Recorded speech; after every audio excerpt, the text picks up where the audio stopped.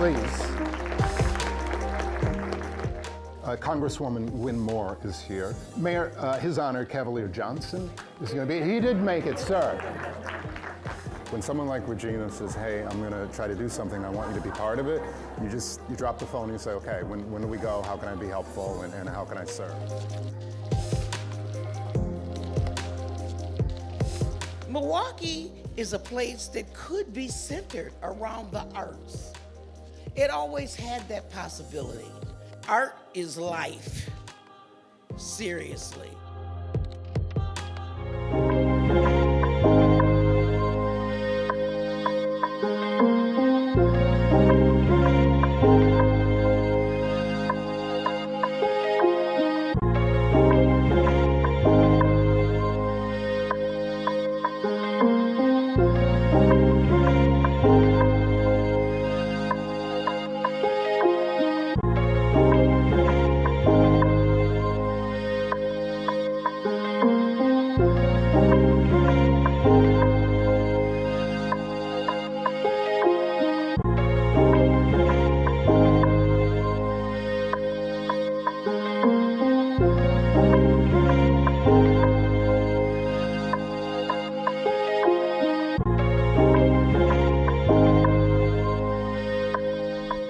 Milwaukee is a complex historical tapestry. Within concrete wastelands, amidst Cream City brick, rises our city of today. Business sprouts in the factories of yesteryear. Old haunts become new destinations. In this series, we speak to artists whose work was woven by this landscape and trace the thread back to this new Milwaukee.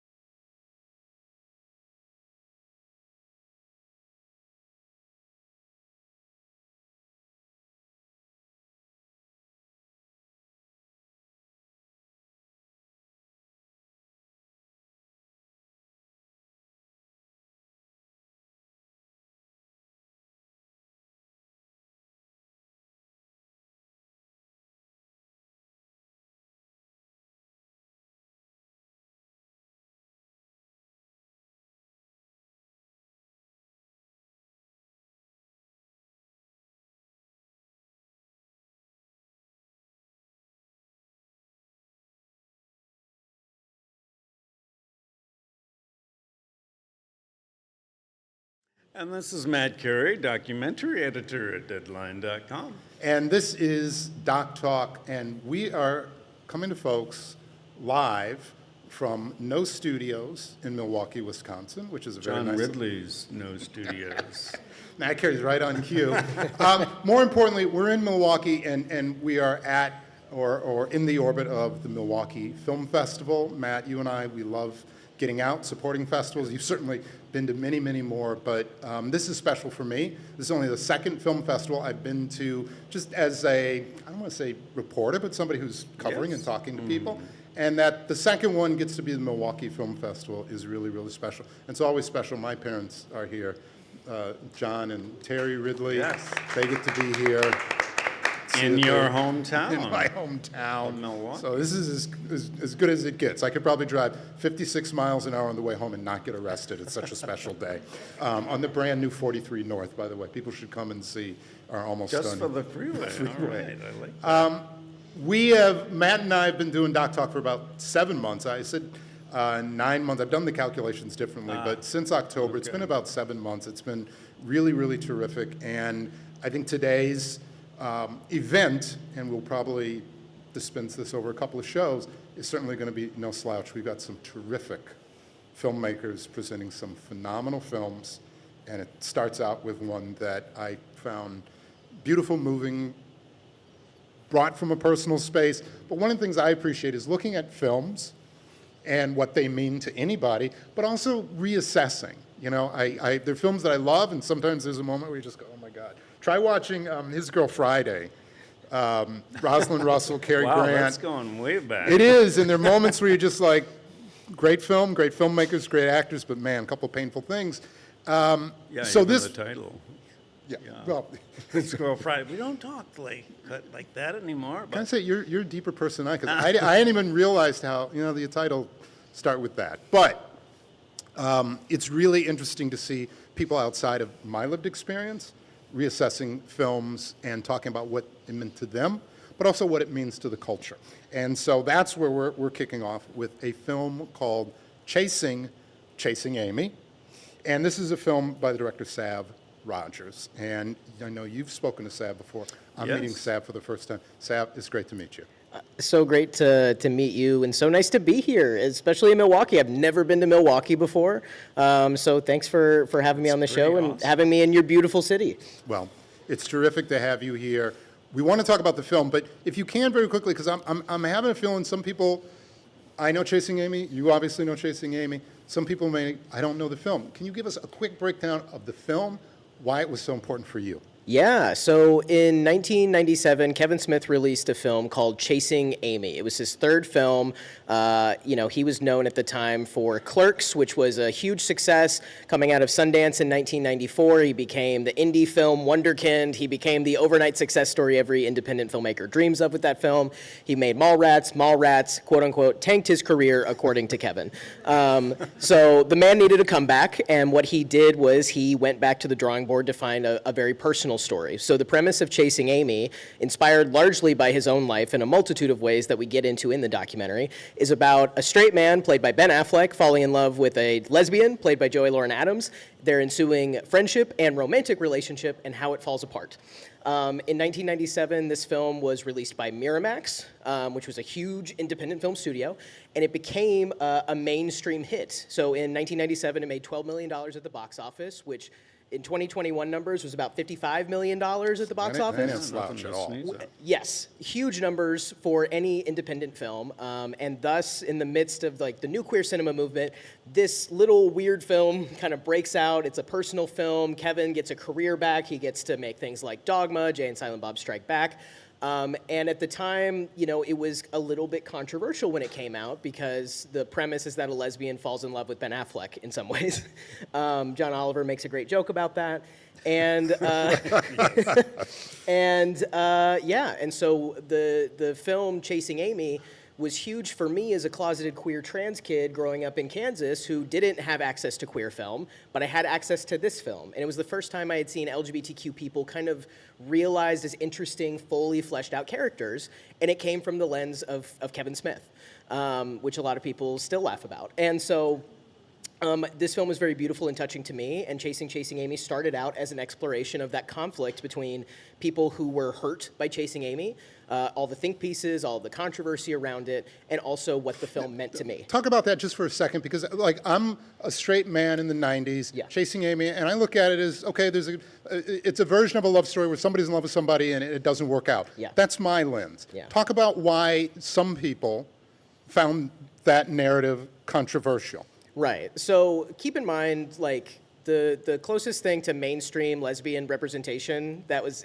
happening in 1997 was like Claire of the Moon, Desert Hearts. A little film called Go Fish had premiered at Sundance 3 years before and was a breakout hit in some ways, but still there wasn't a lot of mainstream representation for lesbians. So imagine you're sold on this premise that you're going to a movie to see yourself, and you're going to see a lesbian at the movies, and then that lesbian's making out with Ben Affleck within 30 minutes.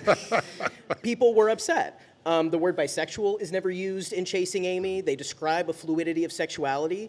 And in some ways, it was ahead of its time in describing, the fluidity of sexuality, pansexuality, bisexuality, whatever you want to call it.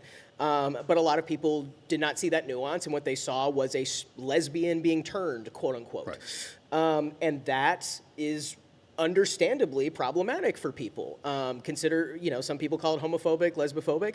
I would call it nuanced for its time. And so, 20-something years later, we started making a documentary about what Chasing Amy meant to me, how it literally saved my life at a time where I was like really having a hard time, because of the aggressive amount of homophobia and transphobia I grew up with. And it was a life raft for me emotionally. And so the documentary evolved from being this like anthropological study of like, why don't gays like Chasing Amy, to coming of age against the backdrop of Chasing Amy for a second time. And that's really that's the short version, sorry. No, it was all beautiful. Well, you premiered at Tribeca last year, or 2023? Yeah. And, the film has had a tremendous impact since then. Anyone who has seen it knows that you are in it throughout. And so is Riley, your partner. Are you married now? Yes, we are married. Congratulations Thank on you. that. No spoiler, but very beautiful Yes. moment in the films. But I'm just curious about putting yourself in the film, because you're so natural on camera. I mean, you're like another Michael Moore, or for that matter, Kevin Smith, who's very comfortable being on camera. So was that just an easy thing? Like, yeah, sure, I'll be on camera. Absolutely not. I wanted to make a movie that examines like American culture and LGBTQ culture through the lens of Chasing Amy. And I was using my personal connection to Chasing Amy to try to sell the film. And I ended up giving a TED Talk about what the film meant to me as a 12-year-old. And everybody who would want to be involved with the film after seeing the TED Talk, they're like, well, you're going to be in it, right? And I was like, oh, no, thank you. No, thank you. Not whatsoever. And as time went on, I conceded to being in it a little bit, in the same way that Bing Liu is in Minding the Gap, like in a very appropriate amount, enough to root the film in like a very real story in a way that does not feel self-aggrandizing. And I was very sensitive to putting myself in the movie because I didn't want it to be something self-aggrandizing. And so everybody else, though, as we were making the movie, figured out that the whole movie was about me before I did. And so when we got to post-production, I was like, okay, let's cut the version of the movie that we wanted. And they're like, no, we want the movie to be about you. And so we tried it my way, where I was only in it a little bit, and something was missing. And then we tried the version where I was in every second of it, and the movie was about my evolving relationship to Chasing Amy, and it worked so much better. So I think that's a testament to having a team around me that made me feel comfortable enough to talk about some really difficult things in my life, including coming out as trans, coming of age, making mistakes, being uncomfortable, all of the things that are way more fun to watch other people do when you're watching a movie than it is to watch for yourself. Well, and remarkably, Kevin Smith is a huge part of this film, and I think to his credit, is willing to accept, acknowledge, entertain the criticisms of his film, which presumably have evolved over time, his understanding of it, and he was certainly aware from the get-go that some people had an issue with it. But did that surprise you that Kevin was really willing to go there and confront those people who have issues with the film? The first day I met Kevin, he was very gracious to let us do it on camera and, for me to like walk up the stairs and find him in his house and make it as cinematic as we possibly could. Very gracious to do that. And, when we had cut, I basically said, Kevin, there are going to be a lot of people in this documentary who don't like you, who don't like Chasing Amy, and are not sympathetic to your story. I need you to understand that before you start participating. And to his credit, I'm paraphrasing here, but basically said, there'd be a really boring documentary if it was just about how much everybody loves me. And so he seemed to get it from the outset. And so in the questions, I asked him the hard questions. I asked him about a lot of difficult subjects, including the fact that this is a very personal movie for him, because Chasing Amy comes from a very real place for him. And to his credit, there was never an ounce of defensiveness on set. It was always a lovely, congenial vibe, even when talking about some of the worst aspects of, where Chasing Amy is tied into, including the fact that Harvey Weinstein provided the financing for it in the end. And I think that, that's really a credit to him that he was willing to have that open of a conversation. Can you talk about that for a second, too? Because the film is powerful, and it could have been powerful simply in an examination of identity politics or your personal story. But there's a part of this film, too, that really gets into indie filmmaking in the 90s. Yeah. There's parts of it that you really get into Kevin Smith's relationship with Joy Lauren Adams. Yeah. And it's incredibly Played Amy yeah. Played Amy, they were in a relationship and went through very difficult places. Talk about this element of the film that really, to me, is an exploration of the beauty and the toxicity of, Joy talks about it. I was having the moment of a lifetime at Sundance with a film at Miramax. At the same time, I was crying because she talked about just, you go on a set and if you didn't get abused, that was a good day. Yeah. The abuse was daily. Yeah. And that's not hyperbole. So Yeah. just talk about, for you, going back, talking about a movie that you talk about saved your life, Yeah. but you find out many of the things that came with it were sludge. Yeah, I mean, a big thing about the journey of Chasing Amy is I enter it into the film as a fan who is trying to make a film about a thing that I love so much, even in all of its nuances and, things that other people didn't like. But at the same time, I have this film on a pedestal because of what it meant to me. And, I mean, the whole reason to go see this movie, in my opinion, is, the section from Act 2 going into Act 3 where we interview Guinevere Turner, Kevin Smith, and Joy Lauren Adams back to back to back and show those interviews in succession. And those are very difficult conversations. We talk about Harvey Weinstein. We talk about the abuse that women, suffered just going to work in the 90s. And I'm laughing because it's just heinous. And by the way, it's just one to say, it's marginally better. It's better, but we got to work for everybody on a set. And also talking about, whose art gets rewarded, whose perspectives get rewarded when it comes to independent filmmaking. And it's those series of conversations changed my life. And so I go from being a fan to really having to critically examine my own relationship with Chasing Amy for the first time. And have I put this on a pedestal to the point of even making people uncomfortable? And it's a lot easier to watch other people go through that. And I watch it back and I'm like, oh God, I got to step out of the theater for this. But it's the reason to go to the movie. Well, let me just say real quick, though, and then I'll let Matt jump in. You talk about, the reason to go to the movie is this. The reason to go to the movie is the whole movie is pretty terrific. If I were going to say there's a reason to go to this movie, the scene with you and your mom at the end. Oh. Because every parent, they need to see that. Thank you. My mom is incredible. Actually, every person Yeah. needs to see that. Yeah. I'm a very lucky man to have my mom. And my mom, if there was somebody who didn't want to be on camera more than me, it was her. Yeah. So the time she was on was great. She must really love me. And yeah, I mean, we just have a very real conversation about raising a queer kid when you don't have the language for it. and, you know, the impact of that. And, you know, we both feel guilty about, you know, the time in my life in which I really needed Chasing Amy as an anchor.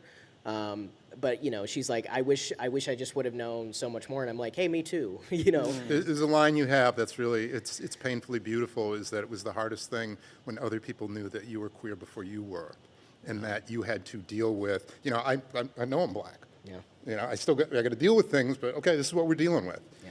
But to not be aware of, hey, there's something in me, I'm changing, I'm finding myself. Every kid goes through that. You went to it in your own way, Yeah. but that line, and by the way, I don't want to say it's a line, you spoke it, but to me that was so powerful that, like, why are they treating me different? Why am I different? I'm not different, I'm me, but I had to explore that. Yeah. And you had to, unfortunately, many people discovered through anger. And again, the moments, see the film. I'm sitting here talking. I'm going to turn it back over to Matt Carey. I just get carried away in passion. Thank you, John. Thank you. I don't know what to say. You did it. I mean, for you to compliment a line that a line that I wrote in the TED Talk, I mean, that's a bucket list moment. Again, I don't want to, cool. whether you wrote it or said it or exist, the key to being a good artist is being around people who are more artistic than you and simply stealing without letting them know. So you thank me now, 3 years from now, when you watch the film, go, holy fuck, I wrote that line. Then that'll be a different thing. Where's Ellen? Ellen, take that F word out. I don't want to swear anymore. I got to stop You've swearing. got a bleep machine, I hope. One of the front of my very, parents. very poignant, you mentioned this scene with your mom, which is extraordinary, but one part that's super powerful is your interview with Joey Lauren Adams, because this was a landmark film. It was a hugely important moment in her life. It was so tied up with her relationship with Kevin Smith. And she's used to having to put on the kind of Chasing Amy guys. Wow, what a fantastic experience is that. And somehow you got underneath that to see how crucial that film was in her life and how problematic for her.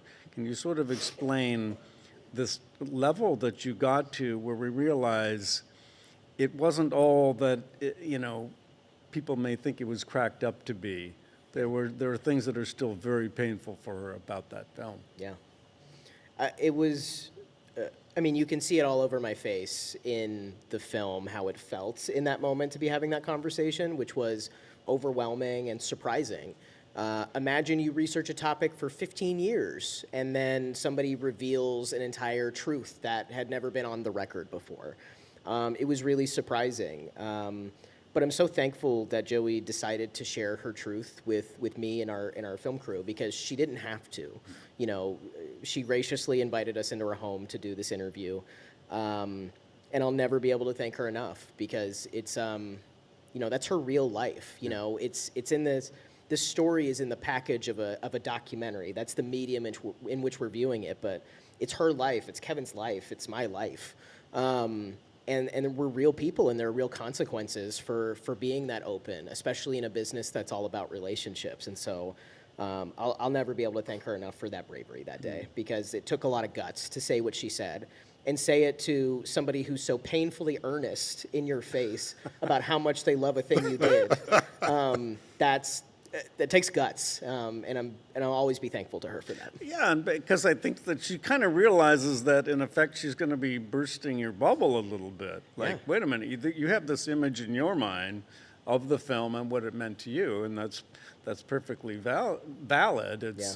It was a very, very formative, powerful film in your experience, and yet for her as an actor, as a human being, it was different. Yeah, and that's important, to be able to talk about the different effects that cinema has on us, and that it actually hasn't been all rosy for people making films, and the realities that come with that. I hope, that when people talk about Chasing Amy, and if they do in 20 years, that they can say it was, a pleasant experience, and that, nobody, gave their right arm to make this movie or anything like that, and that it really feels like the scrappy underdog tale that we're often sold on independent films. I just, there's nothing to say other than I just have a ton of admiration for Joey for willing to be that vulnerable, because she did not have to. I would have, I was hoping to have a real conversation with her, but I could never have anticipated that it would have gone in that direction. Yeah, that's really extraordinary. You talk in this film, you mentioned the TED Talk that you give, and you really, in the TED Talk, just break down how much this film, this is not just, oh, I like this film, this was a really interesting film.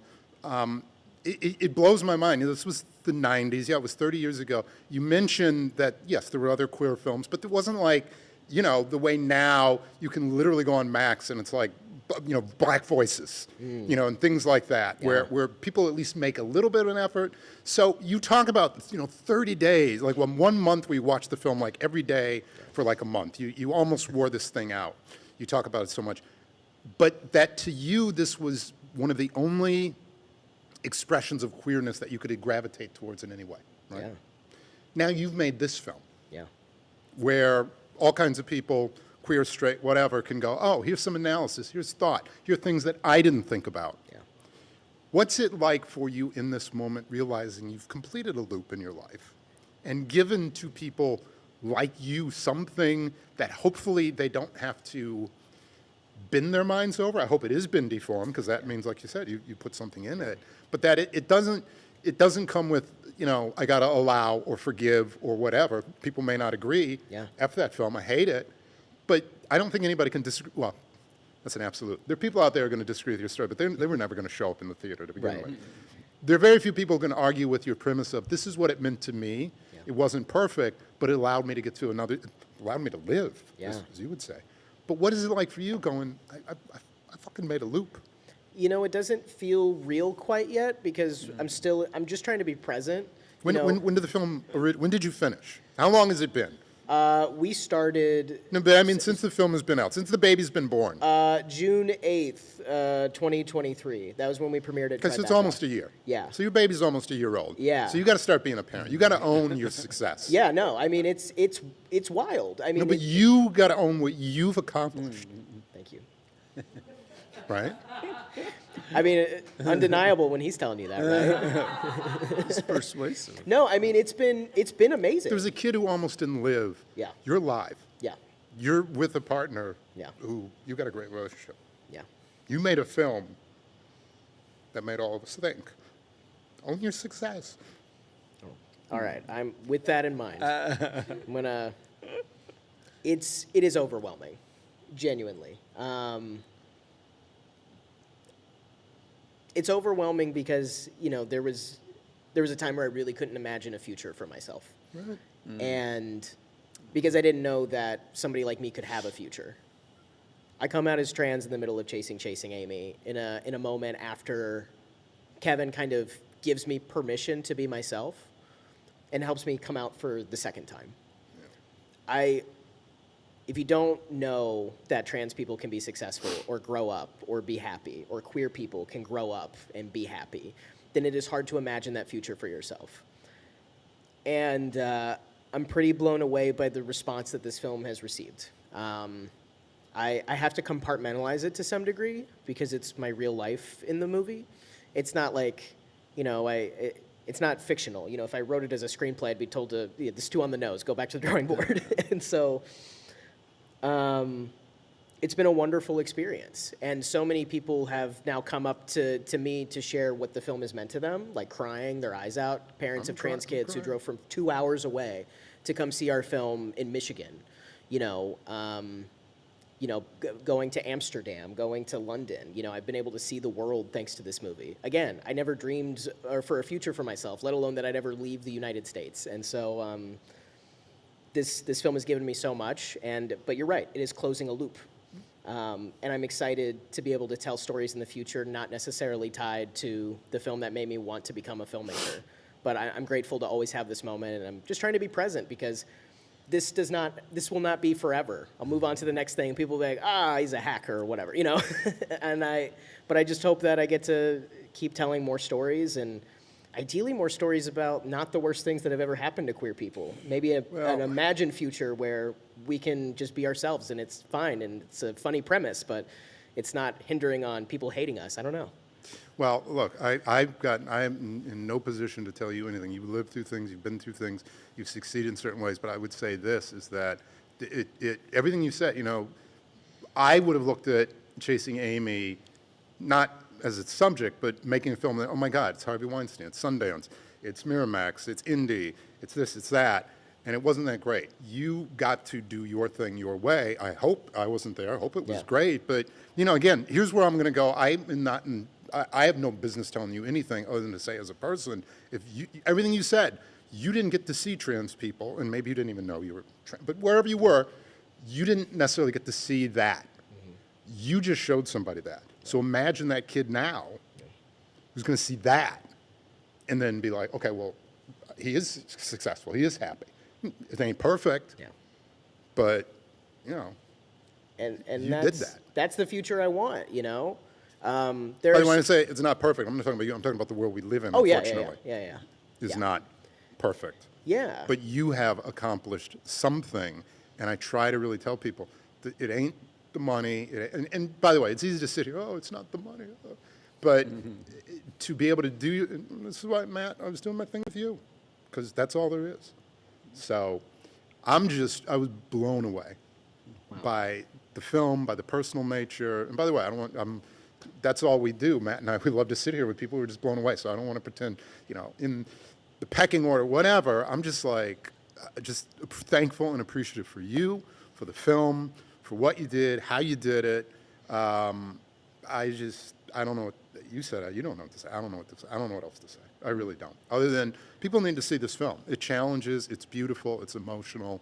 If you were alive in the '90s, even if you didn't see the film Chasing Amy, it's just like, oh yeah, the '90s, Ben Affleck. Oh, he's still. I mean, it's been cool in some ways to see Ben Affleck still around. Again, I'm doing my thing again, where I just gush. We invite people on the podcast, and I never ask them questions. I'm just like, oh my God, this was so great. This is my favorite podcast interview maybe I've ever done. People love doing the podcast because the filmmakers are like nervous, and we get questions, and it's 40 minutes of John just going, and then Matt Carey is on the side going, shut the fuck up. Where's your question? Where's your question? Anyway, I look at the world that we live in, and a lot of pain, and to see people not giving into that pain and finding ways to tell their story and not waiting for permission from Hollywood, that's the other big thing. That's all the reason to see this film, not for this 20 minutes, these 3 minutes or whatever. See it because what it represents in totality is just remarkable. Anyway, That's I don't well know. said. I wasted all your time with my praise. I've not wasted my time. My Your goodness. publicist will be happy. We'll have that. Just thank you. I mean, it's so nice to hear that. You spend 5 years with your head down making something, and you just hope people like it. We didn't do any labs with this film. We didn't. That's why it's good. Thank you. I was very sad at the time when we didn't get the labs, but I'm glad that Actually, nothing against labs. It's more the audience testing. Labs are great. Totally. So I'm thinking of more of the audience testing that sucks. So nothing to get. I don't want to get down on labs. Labs are good. But I mean, just like you just hope that it resonates with people, and so I mean, it's been really, it's been a really wonderful experience to be able to just like talk about it. Like all I ever wanted as a kid was to be able to talk about Chasing Amy with people, and now it's like careful what you wish for. Now that's your job. Well, congratulations, Sav Rogers, and thank you for being with us from the Milwaukee Film Festival on Doc Doc. Thank you. Thanks for having me. Thank you. That's great. Thank you. Everybody stick around. We have more guests.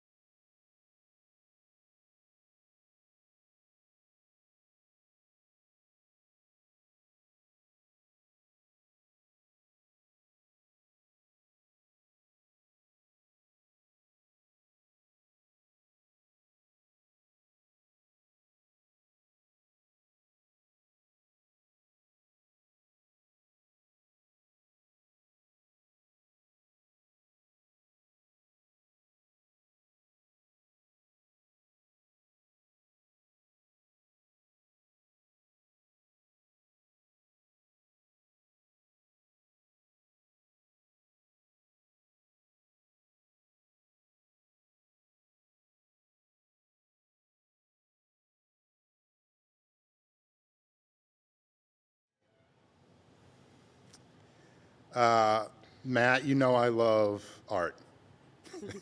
As do I. And I think I have a deep appreciation for journalism, right? Oh, yeah, absolutely. So I think if you put those two together, art, journalism, criticism, you're probably going to have a film that I'm going to be pretty interested in. And this next film that we're going to talk about, this is the truth. I'm going to say this and people go, oh, he's trying to make. I get up in the morning and I have a routine. I go on websites and try to check things out. And over the last couple of years, those websites have been reduced because, you know, it's just, it's important to know things, but the news is, it gets you down, it gets you down. One of those websites I can go to at least start the morning with something upbeat. And if art, I love art. So there are two websites that I started going to, Art News, and I found the site Hyperallergic. Oh, yeah. So when I see this film, and the film that we're going to talk about is Out of the Picture, and we are joined by the director, Mary Louise Schumacher. This film is about art, it's about art journalism, and it is presented as being about art criticism, although I will say I thought there was just a lot of conversation about how does one cover art? How does one talk about art? Yeah. It's a beautiful film, it's an amazing film, but as a guy who wakes up and goes on Art News and Hyperallergic, which is a really interesting art site, to find out like somebody actually went out and made a film that probably maybe one person in the entire world, at least me, would be so excited about. Thank you for that. Thank you for the film. Start with this. What, for you, and you talk about this, you are also in the film and a bit, but talk about why it was important to you to even shine a light on art journalism, art criticism. For sure. So, and I've been working on this film for a really long time. It took like a dozen years to actually get it out into the world. 12 years? Yeah. Wow. It was kind of a side gig. It was a labor of love for a long time. I was a print media art critic here in Milwaukee. I was the local art and architecture critic at the Milwaukee Journal-Sentinel for a very long time. And the field that I was in was collapsing around me as I was coming into it. And I wanted to make sense of that for myself. You know, the larger world of journalism was very focused on kind of the demise of media, right? And the world of art has these incredible, mind-numbing panel discussions about the crisis of criticism that is sort of related, never goes anywhere, makes you want to kind of stab yourself in the eye, you know? And I just thought, my journalistic gut kicked in, and I thought, like, there's a story here. These witnesses to artists in these places like where I live, which is where, by the way, art comes from. Like, you know, the proving grounds of the art world is what we pay attention to, right? The LA, the New York, but like a lot of art is nourished and, you know, comes from very unique conditions in places like Milwaukee, Wisconsin, and these writers who live in those places were going away, and I wanted to understand what that would mean for myself. And I also, at the same time, felt like it was all changing, like journalism was just really changing really quickly, and there were these new writers that I just admired and loved and wanted to kind of learn from. Like, I will honestly say, after these 12 years, every single one of the writers in my film had something that I wanted for myself. They were doing something in their writing that I was not doing, and Wait, wanted. talk about that. That's an interesting self-assessment. Yeah. Matt Carey, too, I self-assess Yeah. the crap out of me. Talk about that, where you think you were lacking in something. You've made an amazing film. I'm not Well, sure where thank you're you. lacking in things. Well, I mean, if you go back and look at my writing 12 years ago, That's interesting. you might not say that. I mean, I think being a newspaper writer 12 years ago in Milwaukee, Wisconsin, there was a bit of conformity, there was a bit of safety, there was... Is that you, or is that the environment? It's probably both, honestly.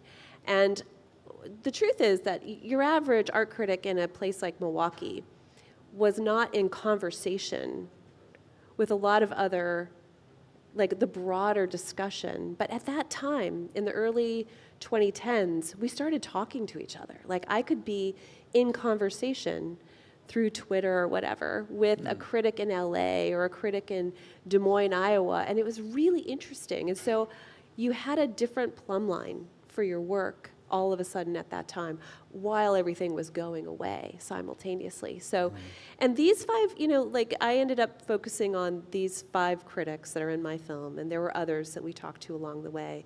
But and I will say, they were not well known when we first started following them. They're all doing like amazing things. One of them was Hyperallergic, the site that you now read every day. Love it, love it, was love it. like a one-person blog when I started following Harag Vartanian, Carolina Miranda was somebody who uploaded images of street art on Flickr, like her audience was on Flickr, and now these are major voices of our time.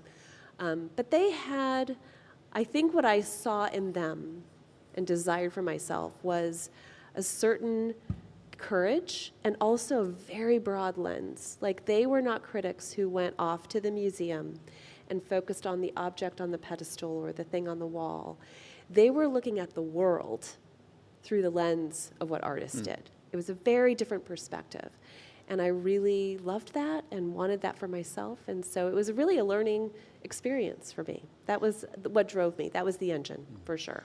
And it's such a complex film because part of it is about the internet. Arrival of the internet basically destroys the business model for newspapers. They had it good for a couple hundred years, roughly. Get by on advertising, on personal ads, job, help wanted ads, that sort of thing. It was working terrifically well. It absolutely got destroyed.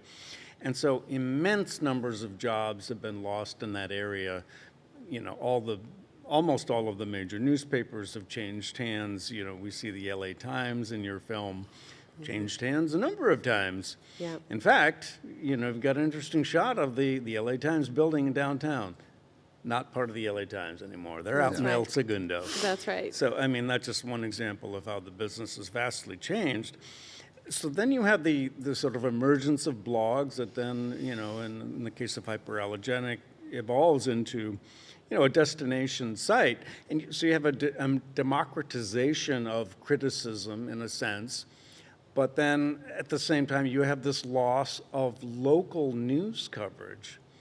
Right. And you really explore that in your film of what has been lost there. So it's a strange paradox of an explosion of commentary in various ways, and yet a loss of localization in some ways of that criticism and engagement with a community. Yeah, you think about someone like Jen Graves, right, who wrote about art for a lot of years for The Stranger. She was a finalist for the Pulitzer Prize, and she was the last full-time critic in the Pacific Northwest of the United States when she lost her job, right? Like, amazing. At least full-time and on staff. Like, there are obviously other people thinking about bearing witness to what artists are doing, writing about it in a certain way, but not in that kind of fully dedicated way, right? So right now in the Pacific Northwest, there is no full-time art critic on some semi-established newspaper, media outlet, anything like that. That's right. What I will say is that I don't want to discount people who are doing the work, because there are a lot of people, hundreds of people that are doing the work, but it is not a sustainable field at all anymore. Like it was when I started, there were still a lot of newspaper jobs. To be candid, the one thing people should take away is this is not a sustainable field. The people who do it are not being paid well. They don't have benefits. They don't have security. Like it is not a real job anymore, and it was 20, 25 years ago.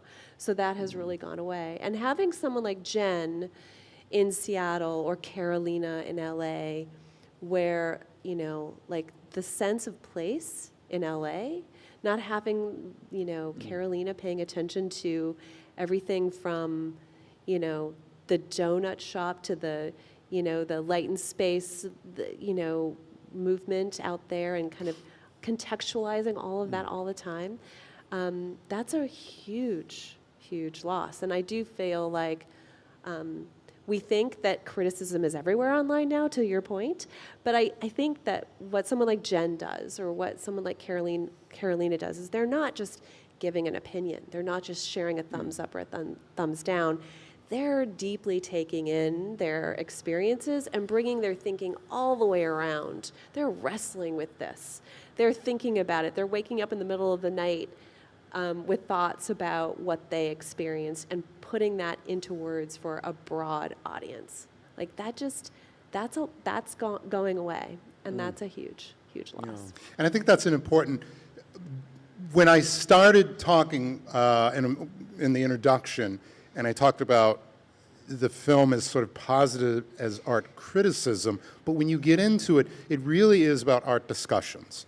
And it Right. really is, and one of the things I really appreciate about Hyperallergic is it's not just, I went to a museum, I saw a painting, and I didn't like this or that. There are these conversations about repatriating art. There are conversations about conversations that are going on right now about what artists expect in terms of how a show or a museum or a gallery is talking about what's going on in the Middle East. Right. And so to me, what I appreciated, there are people I think who would come in and go, oh, it's a film about art criticism and that doesn't really impact me, Right. or that's sad that it's going away, but yes, I can go on Instagram and find somebody. What I thought was really terrific about your film is it puts in context larger conversations. It even talks about the gentleman who started Hyperallergic, making you're talking about the trauma that his mother went through or remembered through the Armenian massacre. Correct. And the art that she did. And there's a line that he throws away and goes, I could have learned this online, or I could have learned this at a shop, but I wouldn't have gotten the stories that I got with you, Mom. So Right. my point being is that someone may come to your film and go, oh, that's interesting, or it's just talking about journalism evaporating. And as you say, it's been 14 years of this, so it's sad, but what are we going to do? What I appreciate about this film is, for me, it separated something. Why do I like Hyperallergic, but maybe not like, I'm in a business where I could do without criticism sometimes, although sometimes I feel like critics would point out things where I go, that's a valid point. What I want to say is people will find, I think, really interesting about your film is the things that we don't realize that we're losing. But I also found hope in it because there is this site, when you talk about whatever, whether you believe it was your failings, which I find hard to believe, or the environment, that there is this space for people to come along and bring something. I don't want to say it's better, but I will say maybe it's better. And I appreciated that in your film too, was it made me realize certain things where I'm like, oh, okay. Yeah. Maybe I do have a problem with the critic, but I appreciate the analysis. I appreciate the thought. Yeah. And one of the things I love about the critics in our film, and the thing that they, I think, will give another generation of critics permission to do, is to be fully themselves and a human being. That much like the artists, much like you and the work that you do, like you bring all of yourself to your work. And I think, for Harag, there's a scene in our film where he is at a protest at the Museum of Modern Art about Gaza. Yeah. And that's not this year, that's several years ago.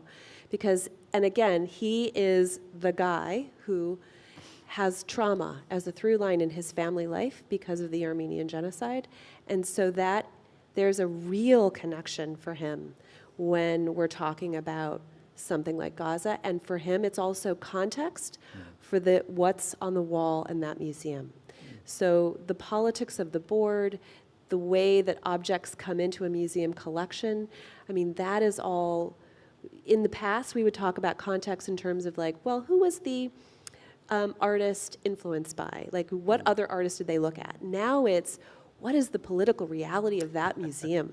How did that object come to be in that collection? Through whose collection did it pass? And so, again, he's taking his own life, and he's being honest about that, but he's also creating this really broad lens for what context is, which I think gives us all permission to do that. That was sort of against the rules. Right. I was not allowed to really do that as a critic. And now I think this is a new generation of critics who are giving us permission to do that kind of work, which is really powerful. And I wanted to ask a slightly broader question, because I'm really kind of fascinated in this notion of criticism in an American context, because I think it's a bit of a taboo. One of the worst things you can say about somebody, I think, in the U.S. is they're critical. That's a critical person. This is a very negative, pejorative way to describe somebody. And so we're, in some ways, also I think fits in with a kind of anti-intellectualism.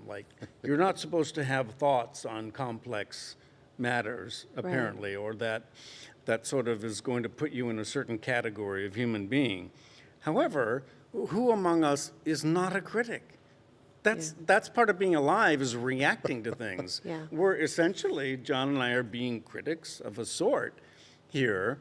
And the other thing is that, interestingly to me anyway, on television, you have shows that are all about criticism. American Idol, Top Chef, which is now taking place in Milwaukee, as you know. Yes. The Voice, Dancing with the Stars. We don't call them critics, they're judges. But what are they doing? They're critics. Yeah. And so I don't exactly know what my question is, but I find this yet another paradox of that there's a kind of, sort of defensiveness, or we're uncomfortable with the notion of criticism, and yet it's all around us. And if it's called judging, that's fine. Yeah.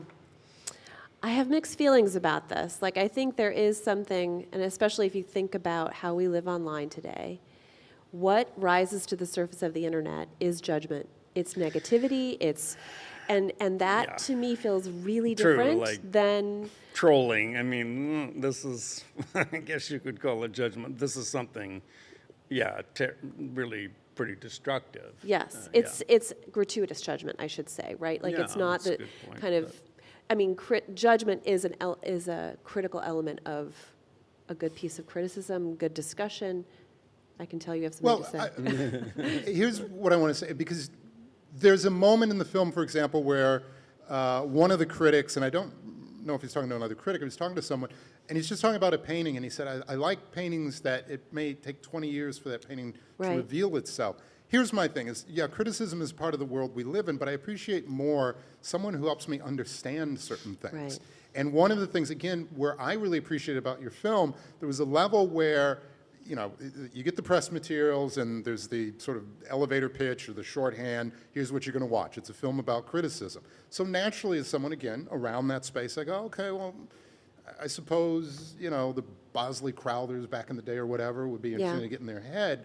But again, what I appreciated about the film was that it was beyond just criticism to analysis and reporting and ideas and even a little bit of feuding.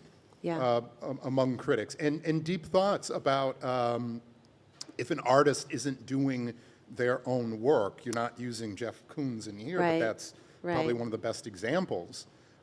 Is that still art if you're just having your individuals do it? And by the way, that then is one of the things that I really appreciate about Hyperallergic, because I'm reading about, I think, the Guggenheim Museum, where the staff is getting ready to go on strike because they're not paid. I never even thought about art handlers. Right.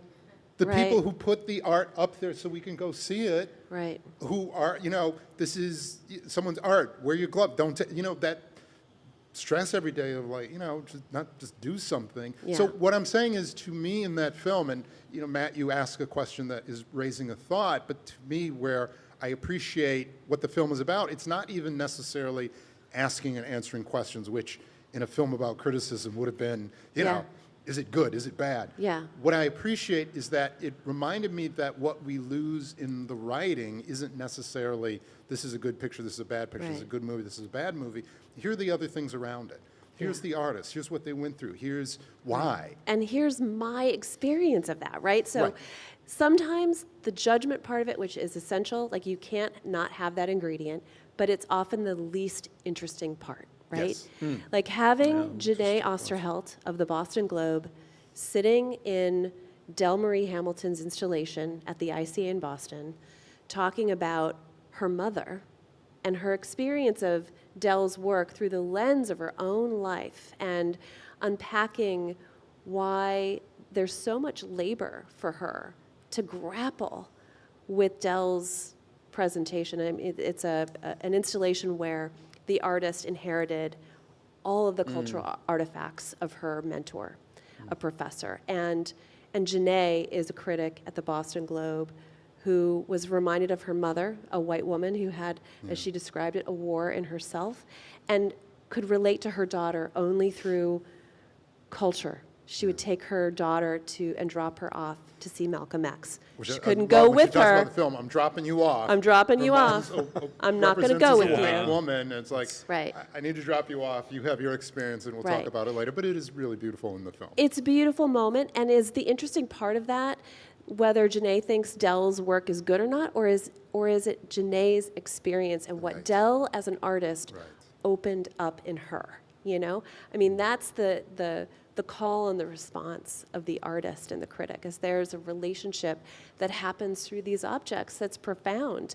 And that's so much more interesting than you're on the island or off the island, or, you know what I mean? Like, it's just like our thumbs up or thumbs down. So. Is that part of the problem, though? Is that, you know, Matt, you talk about sometimes complex ideas, well, not sometimes, oftentimes complex ideas take complex thought. I don't want to get down, you know, the voice is meant to be what the voice is, and I get what you're saying about that. But is that also for the problem is that for a lot of people, it's like, I don't want to, you deep dive into it. Am I supposed to like this or not? You know, it's like when people get mad about, you know, I know Roger Ebert is no longer with us, but those great reviewers and what they did, it's like, well, then don't read, go see the movie. You know, so again, to me, that reminder that this is true journalism, or it brings things with it, or even how these folks interact. Stop being angry with each other. Just do these things. And you have to do, I mean, I worked for a newspaper for almost 20 years, and you have to do all of those things. Like, you have to be there for the person who just wants to open the paper and know, like, is this the thing I should go to or not? Like, you have to be there for those Writing people. lists, But you also need to be there for the people who are genuinely curious about the thing. They want a translation. They want to share an experience. They want to know what you got in a way that helps them, you know, kind of gives them a door in to something deeper. And I do think that you can do all of those things at once. It's not a choice between one or the other, right? Yeah, and your film, I think, certainly gets into, well, I would say in the case of the New York Times, of like who is in these roles of art critics, and by and large, it's white folk. Surprise, surprise. And I did want to ask you about that, because that was a little bit... Some of my best friends are white folks. Let me just say that. Well, you're very ecumenical. They're some wonderful, hard-working individuals. But there's an interesting point in that film where I think, is it Jeffrey Saltz? Jerry Saltz. I'm sorry, Jerry, and the other art critic at the Times are sort Roberta of... Smith. I think defending their position, which is really at the top of the heap in terms of criticism. And it's like, well, you know, you want this job, come for it. That's right. It's like, kind of sounds good, but what are they really talking about? Are you supposed to, like, write an audition piece and they're going to have a contest? Yeah. Guess what? You wrote a better piece than Jerry Saltz, you've got the job. That's Right. not going to happen. If you got it, I mean, you got the job, unless you do something that violates, you know, HR protocols at the New York Times, you're going to have that job for life, basically. Yeah. So anyway, it was just something that kind of stuck in my craw a Yes, little bit. as you might have noticed, it stuck in mine as well. So we did research for this film. We did like a survey, and it's several years old now. But what we learned is that the critics who have visibility, actual decent pay, and influence are basically 6 people who are all white, Incredible. 5 of whom are in New York, and 5 of whom are men. So that was the picture. That's the snapshot. While That's what I call progress. That's, I mean, and, you know, the art world is having this reckoning around, like, you have to have curators of color, you have to have exhibitions of artists of color. Like, the art world is, like, kind of grappling with these issues, but the world of criticism isn't doing a good job of keeping up with that. And that's still the same. Like, here we are 5 years later, 12 years into this documentary, and those positions are still primarily held by critics of color. I mean, critics who are, you know, based in New York and white. Speculate on something, because you talk about they feel like they have to do it. You know, we live in a world where we're trying everything we can to get people to engage in something. It doesn't matter what it is. You know, it's, you know, I feel like you see how women's basketball is exploding, which is great, but it's like almost like it took ESPN, like, okay, we're desperate. It's like they've been out there doing great sports forever, but it's like now that we need an audience, we're going to bring them. Great that they're doing it, but it's like when you say have to, and again, I'm asking you to put yourself in somebody else's mind, you should be so happy that people of color, women, people from different backgrounds want to come, want to read, want to see, want to be represented, want to, you know, go to the museum. here's where I'm asking you to speculate. Why do they still feel like, oh, I have to do it? You need people to come in. You Yeah. need people to be aware. Yes. You need to educate. You need to Yeah. get that next generation in.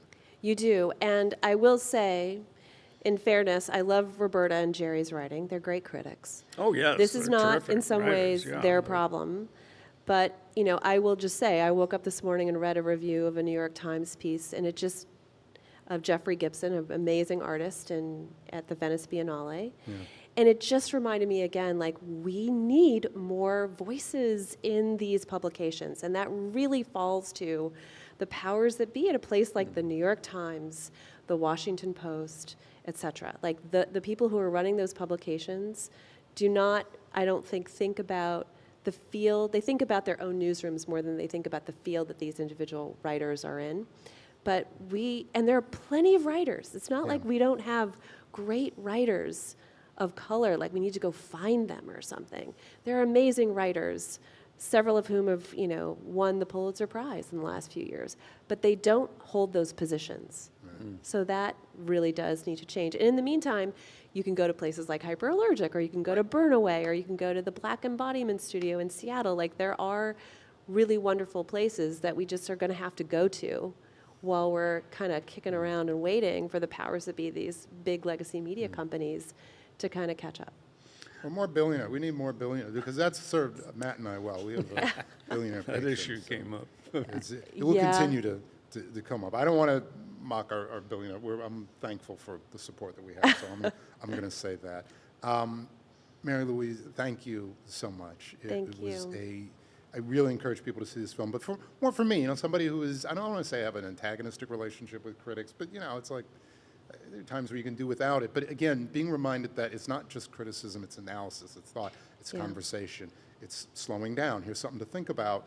I think that's really, really important. It's a form of respect. I mean, one thing I would say is the next time you get a piece of criticism that's not gratuitous, at least, that is hard, it is a form of respect. It's somebody who's taking your work seriously and choosing to write about it when there are a million things to write about in the world today. Like, they're taking it in and... But my thing is, you don't need to, just whatever it is, just like, why even, it's just there. It's just, and it's maybe just there. and maybe it doesn't matter. But again, that's me, and I'm not talking about me. I'm talking about your film Yeah. and what it provided to me, and that's the more important thing. So Yeah. thank you for that. Deeply appreciate it. Thank you. Yes, Thank you for watching my film and having ideas about it. I love it. It's great. I also say it's beautifully edited, too. Oh, my editor, Jonathan Olson, very deeply humane, lovely human, really found this film for us in a giant pile of footage. So, yeah. Yes, Yeah. that often happens, I It think, with does. docs. But It does. congratulations on the film. It's out of the you. picture, directed by Mary Louise Schumacher, and it's a really remarkable film. Thank you. Thank you. Appreciate that. Thank you. All right, everybody, grab some water, get a coffee if you need a quick bathroom break, and then we're going to continue. A couple more filmmakers, and we're so appreciative of you being here. Thank you so much. Thank you. I'm so touched that you watched my movie. Oh, are you kidding? Listen, I don't want to say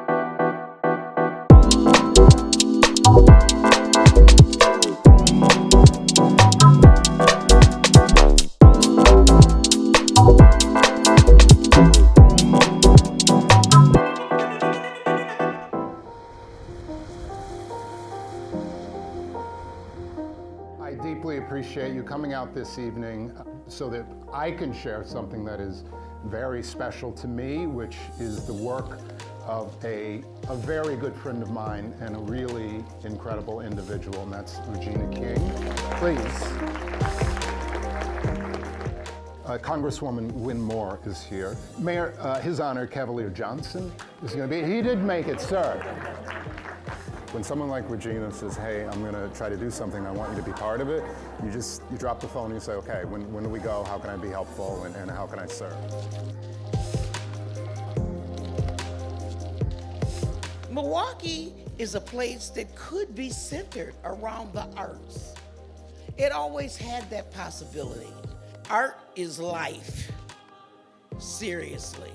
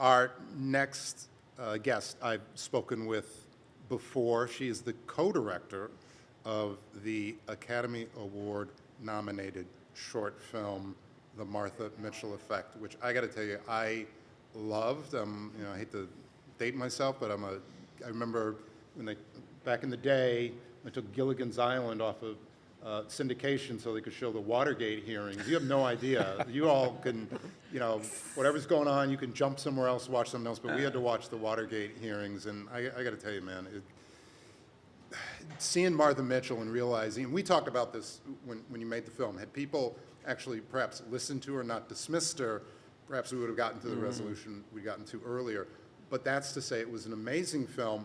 And one of the things I really appreciated about the film, and there are ways that people contextualize or talk about it, but it was a found footage film in the sense that the film was made up almost entirely out of extant recordings or videos or things from that time period. So not new material, but brought together in a way that made it new, or presented it, or emotionally presented, you know, sounds and recording. It was brilliant. Making film is not easy under any circumstances, Right. but when you're doing things out of archival, difficult to find, difficult to source, difficult to get permissions for, difficult all the way around. So want to talk about a couple of things. Want to talk about just a little bit. You have a film that you were an archival producer on called Swamp Dog Gets His... Okay, I'm going to say it so everyone can hear it. The film's title is called Swamp Dog Gets His Pool Painted. Unbelievable. Yeah, amazing It is title. an amazing film. It is as crazy as you could imagine, but one of the things that is incredible about it is just the footage that is pulled. And you work with, I want to get this right because I'm a dope, is the Alliance, did I get the first word right? Archival Producers Alliance. I got everything wrong. The Archival Producers Alliance, and I'm going to stop there so you can explain what it is, and in particular something that's affecting all of us, and how you all are trying to work through it or have discussions that will help us navigate it going on. But more than anything, Deborah, good to see you. Nice to see you again. too. Yeah, thank you so much for having me. It's a pleasure to be back in my hometown, Milwaukee, Wisconsin, and at the festival again and seeing everyone. So yeah, thanks for having me on the podcast. You're a welcome guest anytime. It's so good to see you. Thank you so much. Yeah, so the Archival Producers Alliance is an amazing group of archival producers, filmmakers, researchers. We formed in 2023. There were 3 archival producers who formed it: Stephanie Jenkins, Rachel Antel, and Jennifer Petruccelli. And we're a group of about 200 people that formed, and we have smaller subcommittees that have been working on various issues. We formed to advocate for ourselves as producers in the industry. There was no formal organization for archival producers and what we do, and people often are very confused by what we do. They don't really know what an archival producer is. Can you explain it better than I explained it?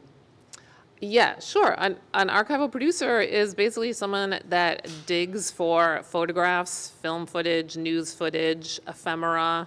Ephemera meaning like posters, newsletters, pamphlets, any type of visual material that can help tell a story, that can help a filmmaker visualize what a story is going to be. It often will inform a story. You might find gems in the archive that actually really inform your story in a direction that you wouldn't have thought it was going to go in otherwise.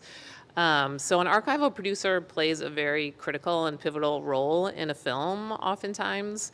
And our credit gets buried way down below, way down below. Even if we're responsible for like 90% of what appears in a film visually or in terms of audio materials, people often don't understand the big impact that archival producers have in a film. I just want to, and I'm not trying to make this about me, I just was lucky enough to be involved in a film called Shirley. You were kind enough to come out and see this. And amazing. I just want to put this in context. Shirley was set in 1972. It's about Shirley Chisholm. You've seen the film.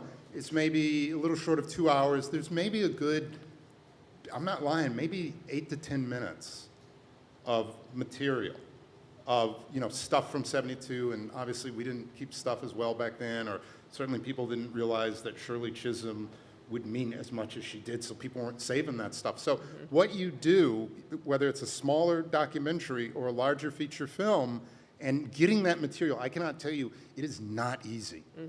And again, and then I'm going to shut up, but we went to the producers ahead of time. You probably know the outfit Stalker, the company that they're like a one-stop shop. They collect it, and we tell people it's going to cost. Set aside the money, set aside the time. No, it'll be fine. We'll get there. They never do. So what you all do is just to say that it's not an insignificant thing. Go find me a piece of tape of Shirley in front of the White House. That's all I need. And when you talk about it helps set the tone. Oh, I didn't even know this existed. We need to go do. What you all do is incredibly important to filmmaking. Yeah, thank you for that. I appreciate it. Thank you for what you do. Yeah, it takes an incredible amount of time often to find the materials, and filmmakers think that it goes more quickly than it does. They often think that we can find something within a week or even a few days. I'm just going to say producers often think that, not the filmmakers. Right. Producers. Of course, a that distinction. Is true. That is true. Our friends, the producers. Yeah, but for the Martha Mitchell effect, for instance, we were doing our own research, our own archival research. So my co-director, Anne Alvergue, and I made this film together, and we were the two people that were digging in archives. We were digging on the internet. We made trips to the Library of Congress. We made trips in person to the Nixon Library. And we were researching it for, a solid year and a half. Wow.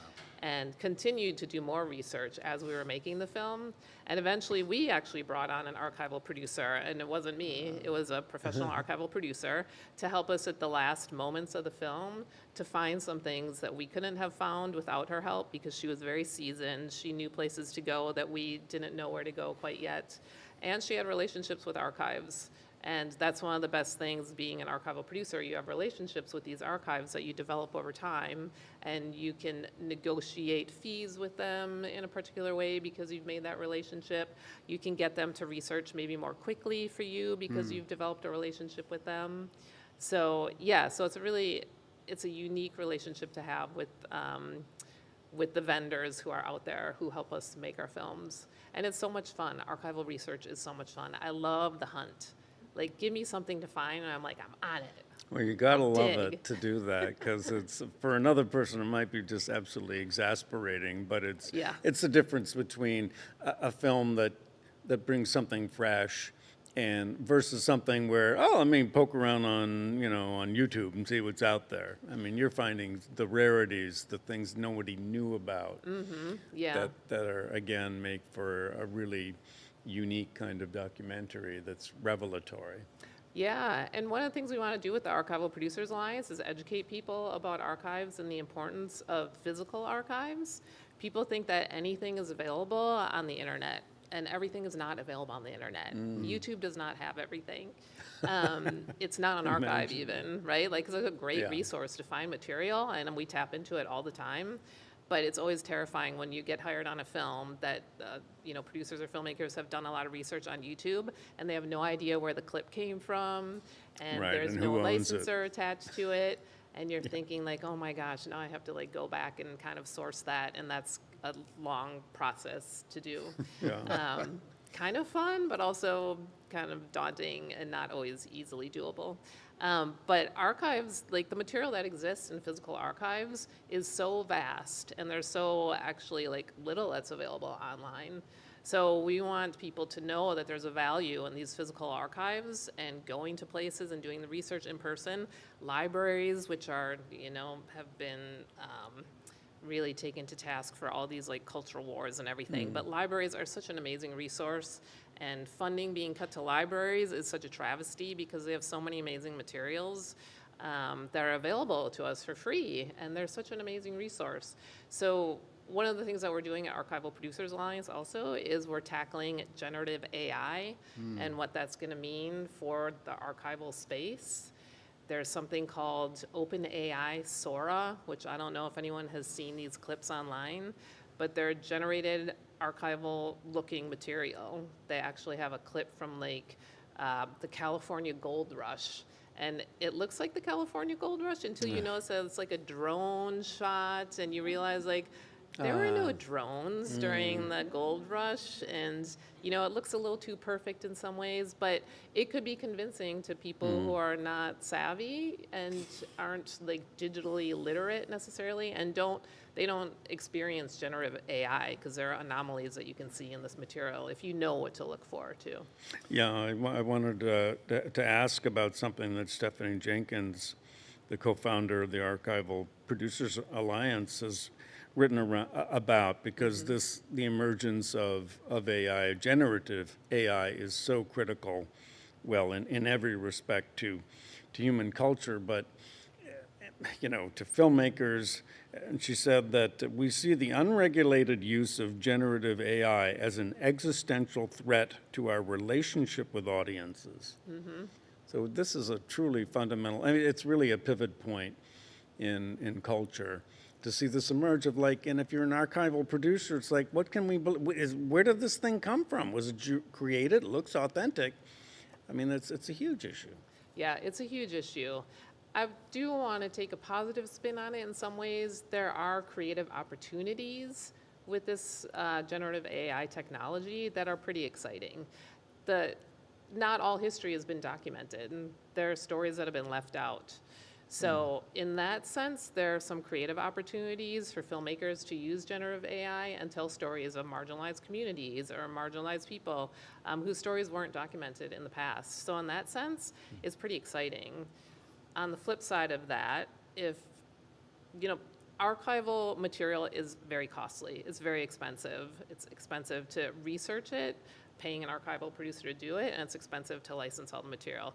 If you can just go to a generative AI software and type a prompt saying, please give me Shirley Chisholm in 1972, and it can spit out a piece of footage for you, that's incredibly attractive from a producing standpoint, because that you can take a line item out of your budget for an archival producer, right? Or for doing archival research.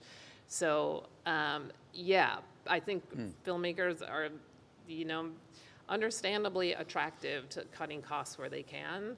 But at the same time, if there's no transparency around this, if there's no bug on the screen that says this has been generated material, if there's no credit in the front end or in the back end of the film alerting you to the fact that generative AI has been used to create this material, then you're losing the trust that you have with an audience as a filmmaker. And audiences have to trust the material they're watching. They have to trust that what they're being shown is authentic and what they're being shown is true.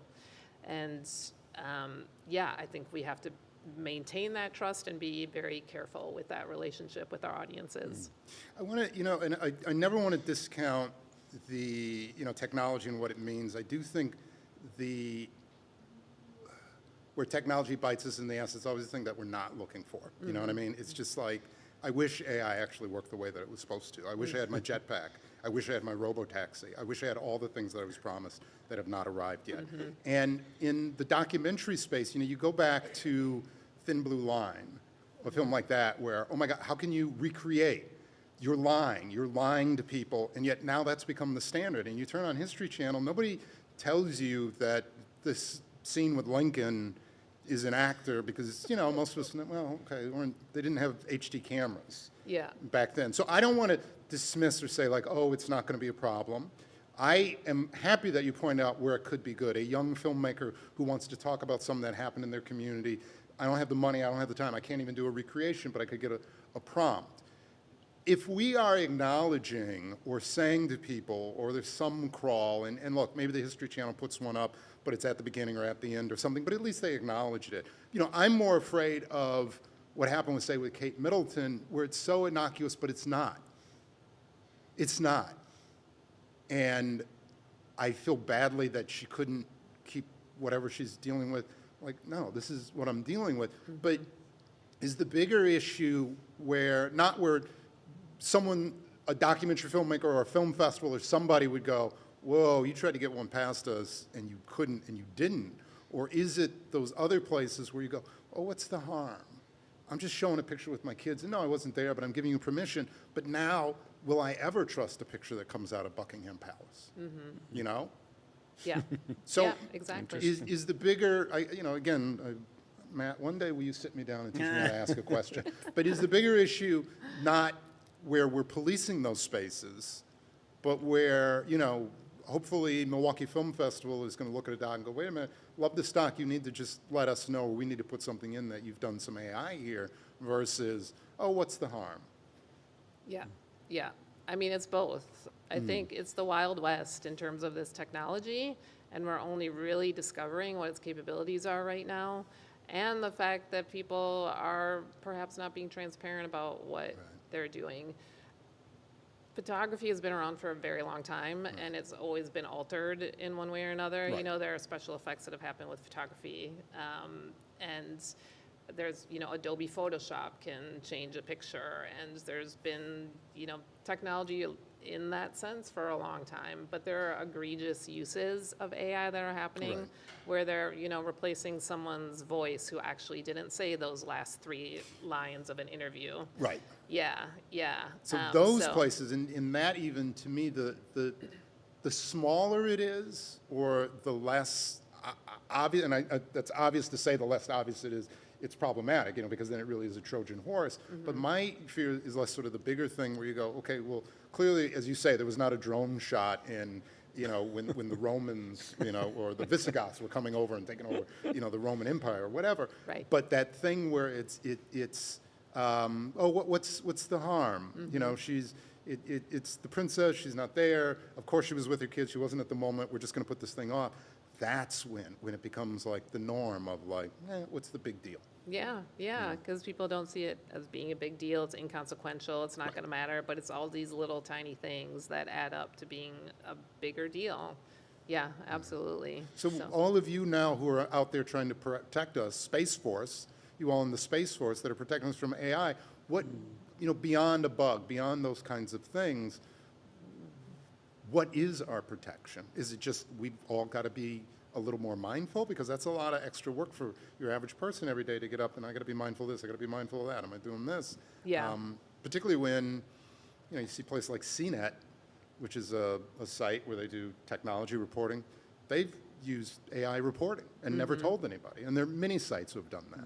Yeah, yeah. It's funny because in the EU, they actually have regulations around AI use, which don't ask me to quote you on what they are because they're deeply involved. EU in, is sometimes a little ahead of. Yeah, I they're love definitely. America, I love our country. Sometimes, not all the time, but sometimes the EU is just a little ahead of Yeah, us. they're definitely ahead of us. In terms of the filmmaking space and Archival Producers Alliance, we've been working on writing best practices for filmmakers because this is the Wild West. This is new technology and people aren't totally sure how to handle it and what their responsibilities should be. So we're, as a group, we've been writing best practices about, you know, transparency and consent and all of these issues to help filmmakers navigate this terrain. And also, you know, recommend some best practices in terms of having a bug on the footage would be a good idea so people know that what they're watching is AI generated. You know, having credits in the beginning, having credits at the end, maybe doing like integrating this material in such a way where it's obvious that it's been generated, such as recreations. People are very familiar with recreations now. You know, in the past they weren't as familiar with them, but people are more media savvy and media literate. And I think they'll get that way with AI as long as they know what to look for in some ways. Do you think, and this is, I don't, you know, we got enough organizations sometimes in the world to contend with, but in Hollywood, there's the MPAA, the Motion Picture Association of America, which puts the ratings on. So as a citizen, you just go, oh, okay, well, I'm going to take my family, it's G or it's PG, that's fine. Oh, it's R, well, you know, make those choices. This may be, even though slightly benign, but draconian, but is there a space where people don't need to submit a film, but maybe in a documentary, being able to get, hey, we did this, we've been reviewed, we've had the stamp of approval, and, you know, let people know. Is that, do you think there's a value in that, or is that going to be a thing where it's more draconian than helpful, even if it's voluntary? Yeah, that's a good question. I think the answer to that is I don't know. And I Fair. think, yeah, it could be draconian. Yeah. And really, for Archival Producers Alliance, we don't want to limit anyone's creativity, and we actually see some really amazing uses of AI. There's a film called Welcome to Chechnya, which obscured people's faces because they were subjects whose, you know, lives would be threatened if they actually revealed their identity and told their story in this film. Similar with a story, a documentary that's playing at the festival here, Another Body, which I did some archival research on. That film also used AI deepfake technology to obscure the identity of a woman whose story, if it was told and she revealed her identity, it would have put her in danger. So those are two examples where AI technology is a way that people can tell stories that would not get told otherwise. And it's an amazing use of it, and I applaud that kind of use. So I don't want to constrict people's creativity and imagination with these tools. I want them to like go crazy with the creativity and imagination in many ways. But do it responsibly, do it in a transparent way, allow audiences to know what they're watching and what they're looking at, and like maintain that trust as we were talking about earlier. And setting aside the important issue of AI for a moment, Yeah, I know. and talking about creativity, Swamp Dogg gets his pool painted. I mean, this is a really incredible film, very, very inventive. First, I want to know the nature of the archival work you did on it, but you first, if you could, for those who don't know, you got to explain who Swamp Dogg is Yeah. and essentially what the film is about. Yeah, so I was brought into this project when it was well underway, Oh, and the filmmakers had worked with Swamp Dogg. The filmmakers are musicians themselves and producers, music producers. So they got to know Swamp Dogg as a person that they worked with in a Right, producing and this capacity. is, sorry to interrupt, but this is Jerry Williams Jr., whose career in music goes back to the late 50s. Yeah, Who was then, at some point in his career, took on this kind of, as he describes it, alter ego of Swamp Dogg. yeah. Little Jerry Williams, he came from Portsmouth, Virginia, and he sang soul music, traditional kind of soul music early in his life. And then in the 70s, he took on this persona of Swamp Dogg, and his personality just kind of exploded in really amazing, creative ways.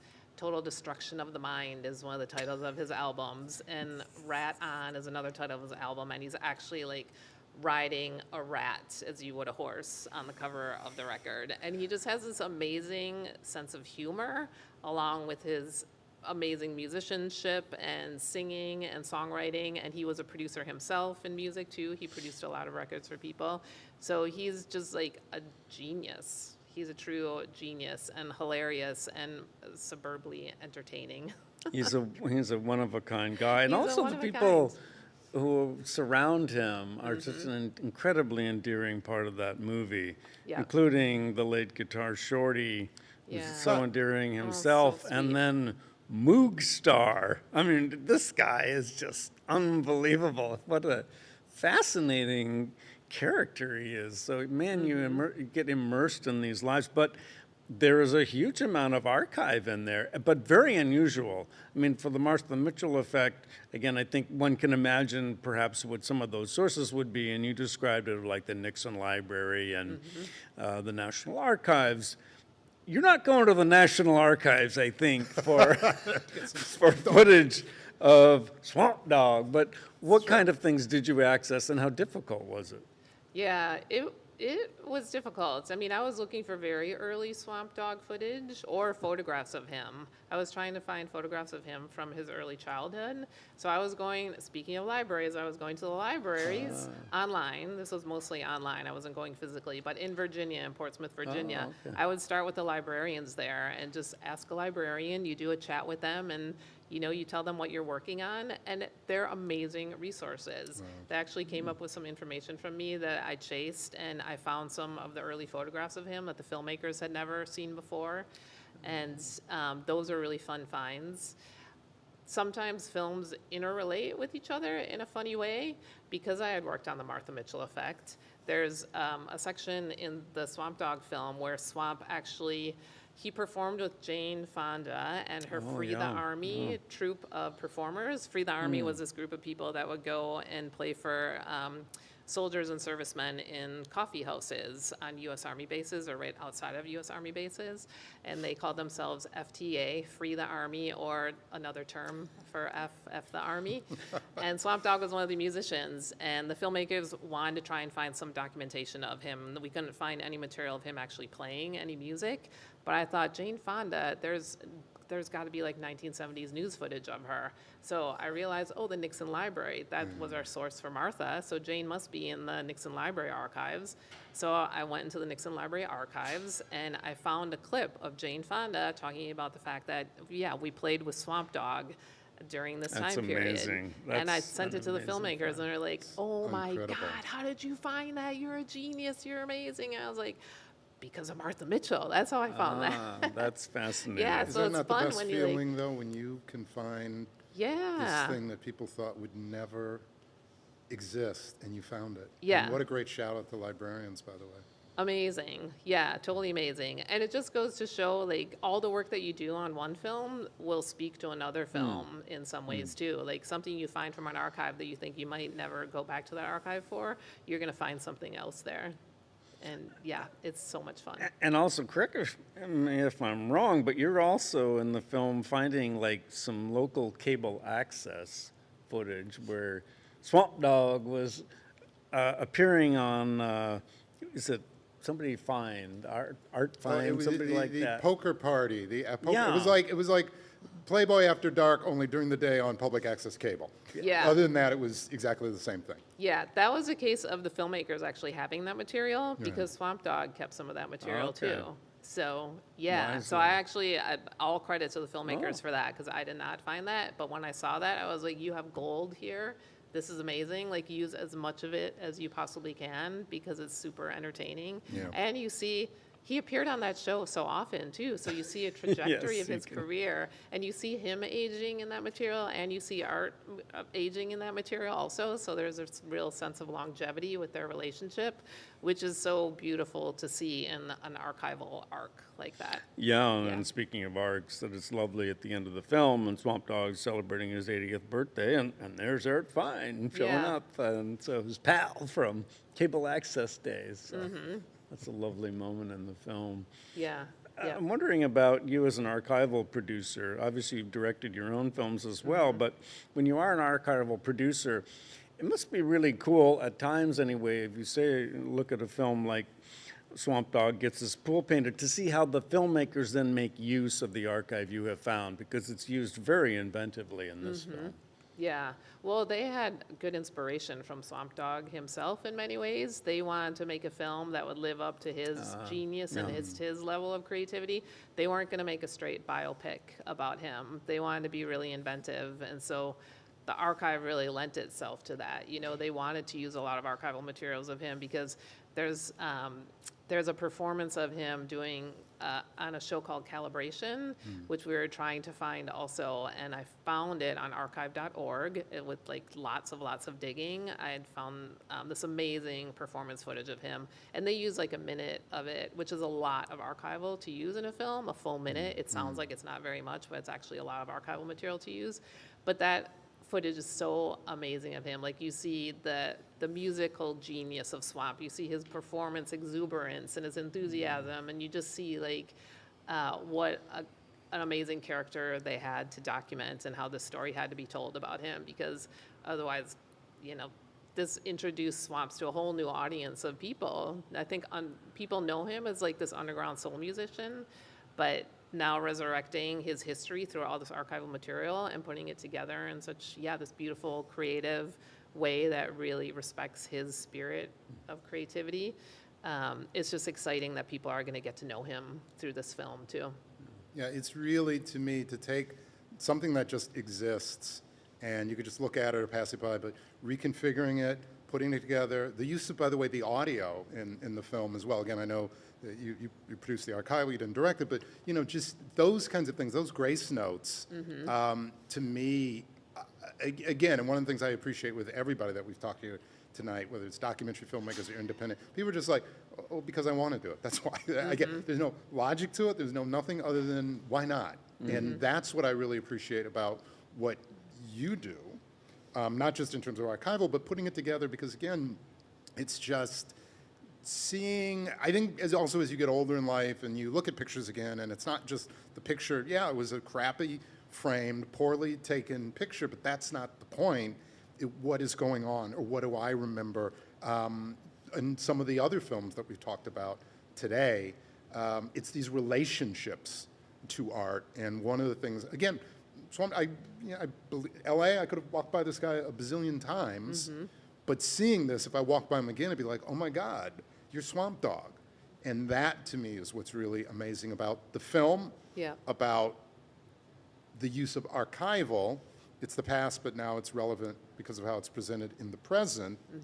And then just you. I really just appreciate you giving shout outs to the librarians and research and all these things. And if nothing else, I really hope producers, when somebody says archival is going to be hard, and this is my own personal peeve, is every aspect of filmmaking, when the expert comes and says, this is what we need, I understand where you go, okay, well, we need to reconcile with this with the budget. Right, we need to right. reconcile this with our days. We need to reconcile what we're doing. But when somebody tells you and they're the expert, please listen to what they're saying. Yeah. Because it's a whole other story. But I'm telling you, at the tail end of it is not the time to realize that the person that you hired to be the expert was actually an expert.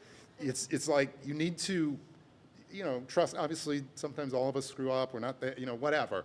But chances are, if somebody's being hired for the 8th, 10th, 15th, 30th time, and they have good recommendations, they probably know what they're doing. So I don't want to turn this into a whole thing, but just about all the departments, everything everybody does on set, I don't care if it's the PA on their first day, they're effing important. Absolutely, 100%. They are so important. Yeah, yeah. So, I just appreciate you breaking down something that, it's like, oh, we all watched Oppenheimer. I don't know if there was any archival in there, but, we get into the point where the past is meant to look a certain way, or it's meant to be presented, or there's an expectation of it, but there aren't elves where you go to bed at night, oh, I wish there was one more picture of Shirley and it will be there when I wake up in the morning. Somebody went and got it. So Yeah. thank you for that. And I will say, again, as Matt has said, and thank you for bringing it back around to Swamp Dog, it's in the best possible way, that's a nutty film. Please watch it. It's really, really good. It's really good. fun. Yeah, it's really fun. He's an amazing character with an amazing cast of characters as his friends and collaborators and his family, really, too. That's one of the special things about the film, His too. is it daughter. really- Oh, his daughter's youngest great in daughter there, is and what Yeah. she's saying, and she's a doctor, which is nothing other than he's such a crazy guy, and he raised a daughter that is like could not be more on the straight, on the narrow, Totally. on Yeah, on she's a her game, neurologist and- professional. yeah. It's really, really remarkable. It's really wonderful. Thank you. Yeah. Thank you for all you do, Deborah. Yeah, Appreciate it. absolutely. Yeah. Yeah. And just in terms of archival, too, I love the fact that we work in a visual medium, right? You're an amazing director, an amazing writer, but we're all visual storytellers.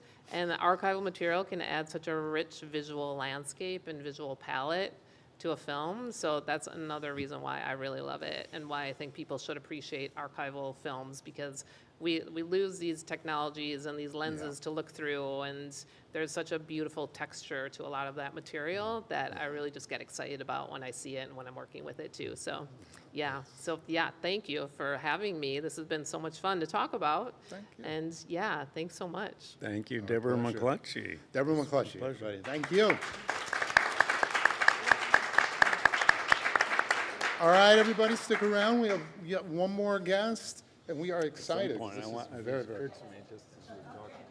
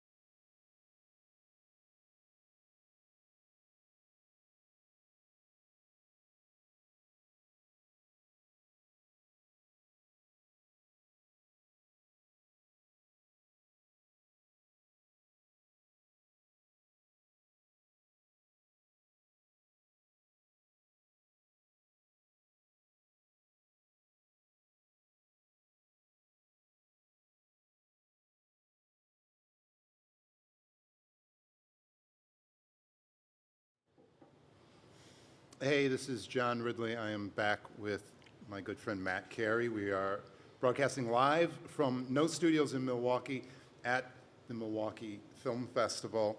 We've talked about a couple of films, and they have been interesting and unique and challenging. This film that we're going to be talking about now, Songs from the Hole, is incredibly powerful, and what a powerful story of, in a world where there's just too much hate, about hope and transformation. And I want to say, before I introduce the filmmakers that we're with, actually, I'm going to introduce you first, and then I want to say something about my own experiences around individuals who've been incarcerated but had that second chance, and what you all are trying to express in this film. So joining us, Richie Reseda, who is producer, music producer, and impact producer on the film Songs from the Hole. Hi. How are you? And also joining us, James JJ88 Jacobs, writer, co-producer, and also impact producer on the film. How's it going? Tell the story as quickly as I can, but a few years back I had the opportunity to work on a TV show, American Crime, and I worked with an artist I didn't know when I cast him, but had been incarcerated for attempted murder, and came out of a program in LA called Homeboy Industries, where they really try to engage with people who are at risk or have been incarcerated.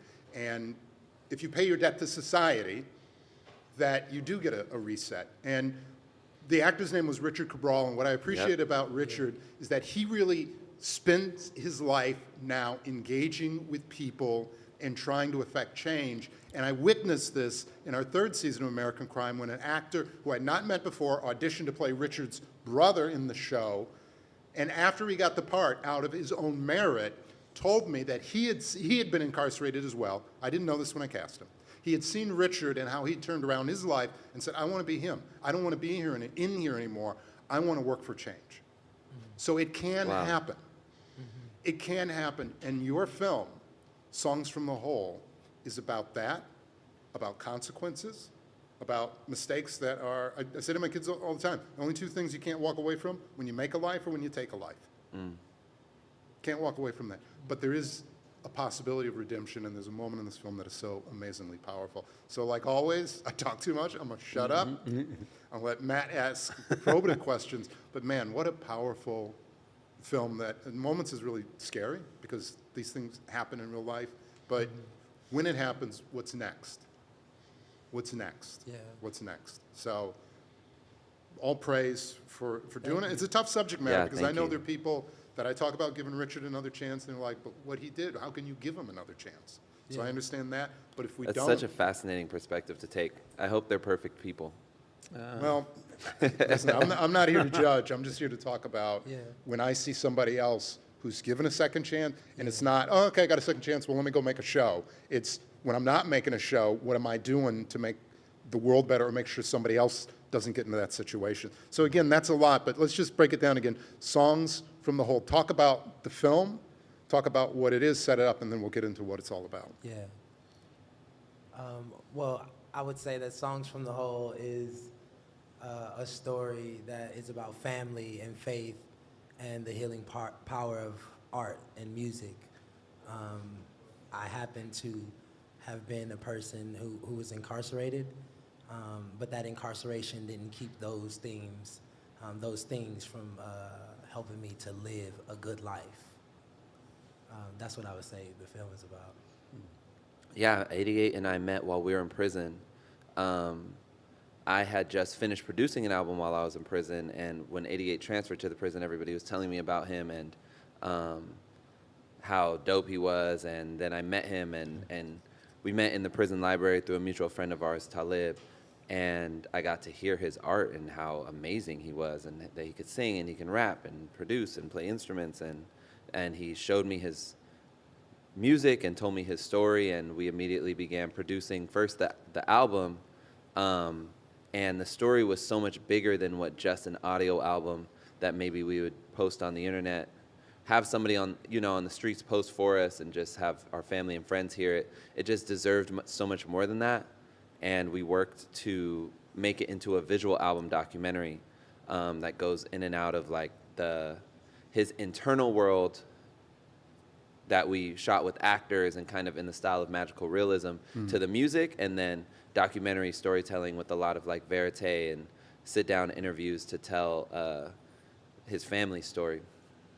And we worked with the director, Contessa Gales, who's a brilliant director. We had met her through another project. She directed a film called The Feminist on Cell Block Y that was shot at the prison that we were in. So that's how we met her, and she agreed to direct the project, and we made this film. From the time we started the album in prison to the time we finished the film, it took 9 years. Wow. Most of the time, 88 was still in prison. I got out about halfway through that process. So this was all, done through the mail, through sending letters back and forth, through taking pictures of what we were capturing on set and sending them to 88, and truly having a collaborative filmmaking process between, at that time, a currently incarcerated person, me as a formerly incarcerated person, and our director, Contessa. Yeah, in '88, we see your journey of where you're hoping one day to be released and reunited with your family, and especially with your father, and that how incredibly important that relationship was to you. I just wondered, like, the logistics of, we hear your voice throughout, and I assume that's like phone calls that are recorded, but how do you, both of you, how do you make a film when the subject of the film is incarcerated? I mean, it's got to be incredibly difficult. It was incredibly difficult. But as you said, we used what we had. We used 15-minute phone calls. I would get on the phone, call Contessa. We would have our discussions, and I would give my thoughts, and you would hear, like in the film, you have 60 seconds, and that is what we dealt with. I hung up. It was over with. I would have to get back in line. There's probably about 50 people in line, maybe more, to share 6 phones. Wow. So you just do it. You just do it over and over. And with regard to like writing the treatments and doing the edits back and forth, that was all through snail mail. That was all through the post office, Oh my goodness. And Richie, maybe you can talk about that, but it's a really visually inventive film, and dance and music, of course, is just so central to it. But I wonder where the dance sequences were shot, because it looks like a prison yard of some kind. And not only where it was shot, which is sort of a logistical question, but the whole concept behind it of what you were trying to evoke with that. Yeah, I mean, I learned so much from Contessa. It was just such a brilliant storyteller, and something I learned from her was like to find the magic in the moment. And a lot of what felt like limitations are actually what became the beauty of the film and the visual language of the film. Yeah. For example, throughout the film, 88 narrates the film through the phone from prison. That was because it was the only access we had to him.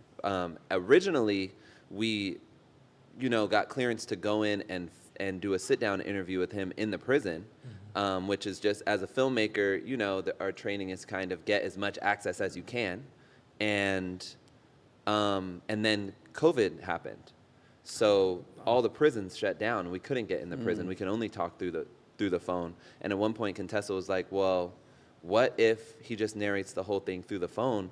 That's the way we all interact with him."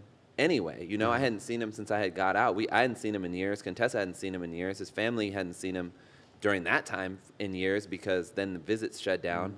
And it was like, the audience should have that same experience, that you only get to hear him. And as for the scenes that were shot on the yard, everything that we shot in were all real prisons and jails. It was, I think, 3 of them over the course of production. They were all like closed to caging people at the time. But the one that you're referencing, Matt, was actually there was no, the staff people on set were the cops. Like, it was a functioning prison that was just closed at that time. And it was actually directly across the street from a prison that 88 was actually incarcerated at. Not the one he was incarcerated at that time, but had been incarcerated at. So we did it that way. And all the people who you see who play incarcerated people in the film, including myself, are actually formerly incarcerated people and our friends. We had one actor who wasn't formerly incarcerated play an incarcerated person. And that was, and every time we could, having the people who were playing his family also be people who had experienced this. And that was like to maintain the integrity of the process and to also to just use our budget to put as much money and power into the hands of people who are directly impacted by these issues as possible. I think that's great that you say that, because one of the things is, you know, there are questions all the time about filmmakers and who should be telling what stories. And I literally, this is weird, I'd never seen In the Heat of the Night before. Read the book, and you watch it, and yes, there's somewhere it's dated, but you look at Norman Jewison and you go, okay, this is a guy telling a story with Sidney Poitier at that time that is incredible. But, you know, I look at my relationship to people who've been formerly incarcerated, and it's anecdotal. And I'm happy that the experiences were good, but it's not everything. So talk about how important that was, both in terms of giving people an opportunity. And you talked for a second about we're trained as filmmakers. Jump back for a minute, and I want you both to talk about your artistry and where it comes from, but also talk about how important it was to you to have people around that had some kind of understanding of that circumstance and situation that you've been through that is, unfortunately, there's too much of it, but also hyper unique. Yeah, well, I would say that our story, while it is like new for some, it's not new for us. Right. There are many people who are incarcerated that are like Richie and I. And we believe fundamentally that it is important that if we are going to tell the stories of incarcerated folks or formerly incarcerated folks, that we include them. Because for us, it doesn't make sense to tell someone's story without their consent or participation as a storyteller. Right. So just our experience necessitated like our process and what we did as both filmmakers and just living our lives and finding healing. Yeah, I think you honestly spoke to it earlier, John, when you were talking about Richard Cabral.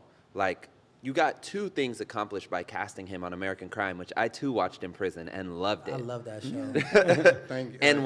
And I didn't know when I saw him, I didn't know that he was really formerly incarcerated or came from that life watching it. I found that out after, once I got out and learned about him, it was like a second impact for me looking back upon that show.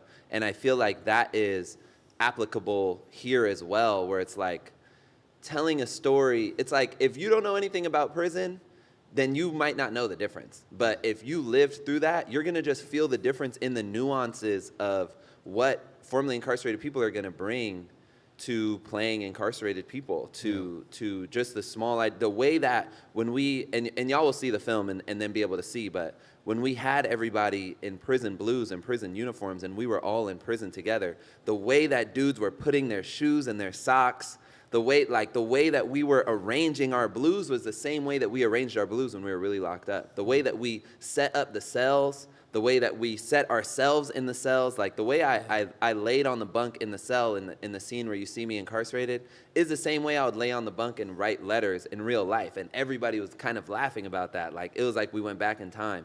And that matters. It matters to the people who are going to see it and really recognize where we put art. And, you know, there's places you're not allowed to hang art you're not allowed to hang art in your cell, period, in California. But there's places you would just never do it because they're going to tell you to take it down. Just certain things like that really matter. And then it's that additional impact of, you know, being able to put money in their pocket and show them your experience matters and you can do something with it. And then there's the additional impact that we experiencing, you know, Richard in American Crime, which is like, oh, he was really there. Yeah. Like, it gives people, like the other actor who came in on season 3 that you were talking about, like, it gives people hope to be like, oh, I can be who I want to be. Because we're really trained to be like, when you get out of prison, you can only work construction, which is a beautiful and dignified job for those who choose it. Right. And like, a big part of what drives me to do this and cast the people who I cast and work with the people who I work with is to show folks in prison, like, you can be whoever you want to be. This experience doesn't define who you are at all. Yeah, I don't want to minimize why you were in prison, and you can talk about it if you choose to, and it's in the film. At the same time, and by the way, you get into some conversations about forgiveness that I can't even imagine. So I'm not minimizing what's going on or why there's, there's elements of having to correct things in our society. But when people pay their debt and then there is not a reset, again, whether I can forgive, like I'm saying, I could hire Richard because I didn't know. If he had done what he did to my kid, would I be able to forgive that? Like you said, that's for somebody else. But all I'm saying is, if nobody forgave him, well then, what's gonna, when there is no hope, when there's nothing else, he's gonna go somewhere else. 88, I want to talk to you because you two talk about an experience that, I'll be honest, I can't even imagine going to prison. I can't imagine, and I don't think that I would survive it. For you, the art, how important was the art in terms of having an outlet, having something to hold on to, having hope at all? It was vital, but I want to go back a little bit to something absolutely. you said. I want to put on the forefront that when I was 15 years old, I murdered a young man, and it was senseless, and it is something I am not proud of, but I am open to talking about for the sake of healing and transparency. I take no glory in what I did. And through that, I tried to find what is true. I hear you saying, like, once you pay your debt, something I learned in my forgiveness process is that this is a debt I cannot pay back. No matter how much time I spent in prison or didn't spend in prison, this young man will never come back. His mother will never have her son back, and that is a terrible thing. That is a horrific truth. I can't pay that back. No matter how many films I make, no matter how many great songs I write, there's nothing I can do to repair that. And there are a lot of people who have caused harm that great.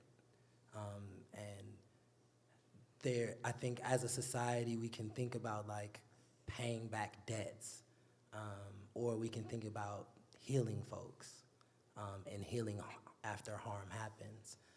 And that's something that we tried to explore in this film. That is like how I lived my life. To the second part of your question, the music was vital to that, because the music gave me a process, gave me a place to process what I had done, what has happened in my life, the experiences that Richie has in his life, the experience that all the homies have who are locked up or still in the communities where it's kind of complicated. I just had this outlet, and I used it. I was writing music from probably 7th grade, around 12 or 13 years old. So I didn't really take it serious, truly. I just was doing it. And when I got incarcerated at 15, I heard another kid in the cell next to me beating on the bed and rapping, and I was like, hey, yo, I could do that too. And it kind of became a distraction at first. But then I started to notice like the impact it was having on the kids who were listening to me. Like now people are listening to me. And having a father who is an elder in the church, he's like responsible with the words he uses and how he speaks to people when he knows they listening. And so I took that same responsibility, and I was like, well, if I'm a rap, I'm gonna say like what's true about us, what's going on with us.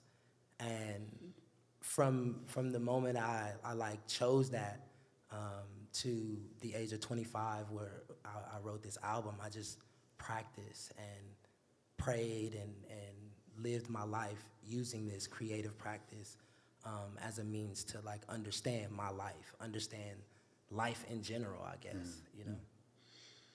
And we see the text of your lyrics and your writings on screen, which I think is just a really nice visual motif in the film. But I was curious, and this may be a dumb question, but we hear your music that you have performed. Were you able to actually record anything in prison, or was that done afterwards? All the vocals you hear in this film were recorded in prison. Wow, that's Richie and I originally produced and recorded this music in prison. Did they have facilities for that? They have, places where you can, just as you know, No. the shop and, you know, No. license plates or whatever, but No. there's a place where you can go and try to encourage people to. No. So how did you do it? I mean, that's remarkable. Incarcerated people are extremely creative. In order to find be ways. free, you must be creative. Incredible. You know, 88, I appreciate that you are taking full responsibility and even saying, I'll never pay this debt, I'll never pay it back. And that, there's truth there, and I appreciate you saying that. But there is a period, full stop. There's also a moment where you're faced with potentially having to forgive or forgiveness being given or not given, and it's, I mean, talk about that if you care to. Yeah, I think the process of forgiveness is an ongoing one. Like it's a thing. Once you choose to be in process with forgiveness, you like do it over and over every day. But in order to even begin the process of forgiveness, you have to be accountable. You have to be accountable for the role you play in either forgiving someone or forgiving yourself. So what you experience from the film is me in that process of like, why should I forgive and why should I not forgive? And this has to do with the death of your older brother, Yeah, Victor. this had to do with my brother being murdered. April 16th,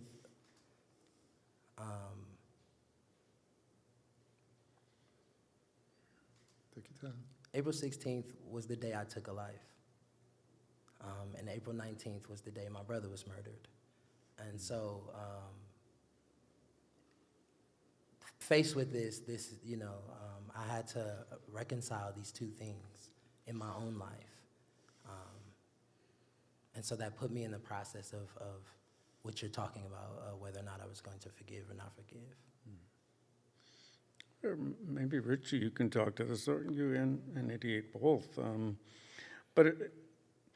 I feel like maybe, I don't know how long ago, many, many decades ago, maybe in the 70s was the last time there was any talk about, is the purpose of the carceral system to rehabilitate people or to offer that potential to those who are willing to do the work and make use of that? It seems like that's not part of the discussion at all. It is all about punishment. We want to exact every little thing that we can and make it so hard.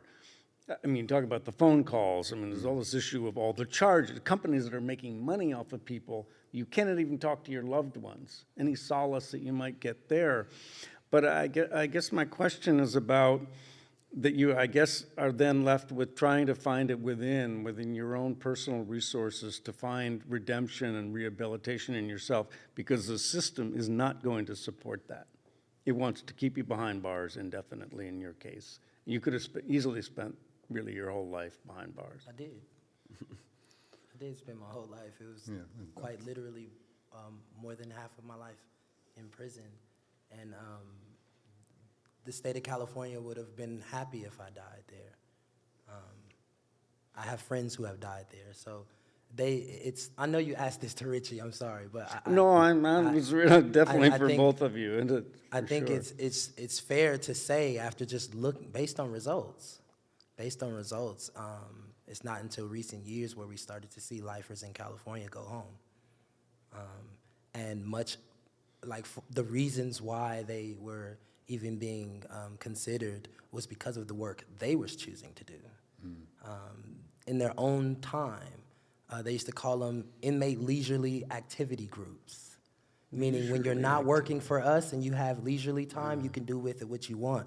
Most of the incarcerated people that Richie and I know chose to transform their lives in that leisurely time when we wasn't forced to work, forced to, just give our labor for slave wages. Like, the state has no interest in our transformation.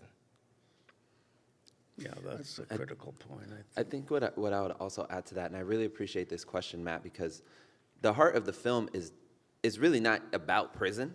Yeah.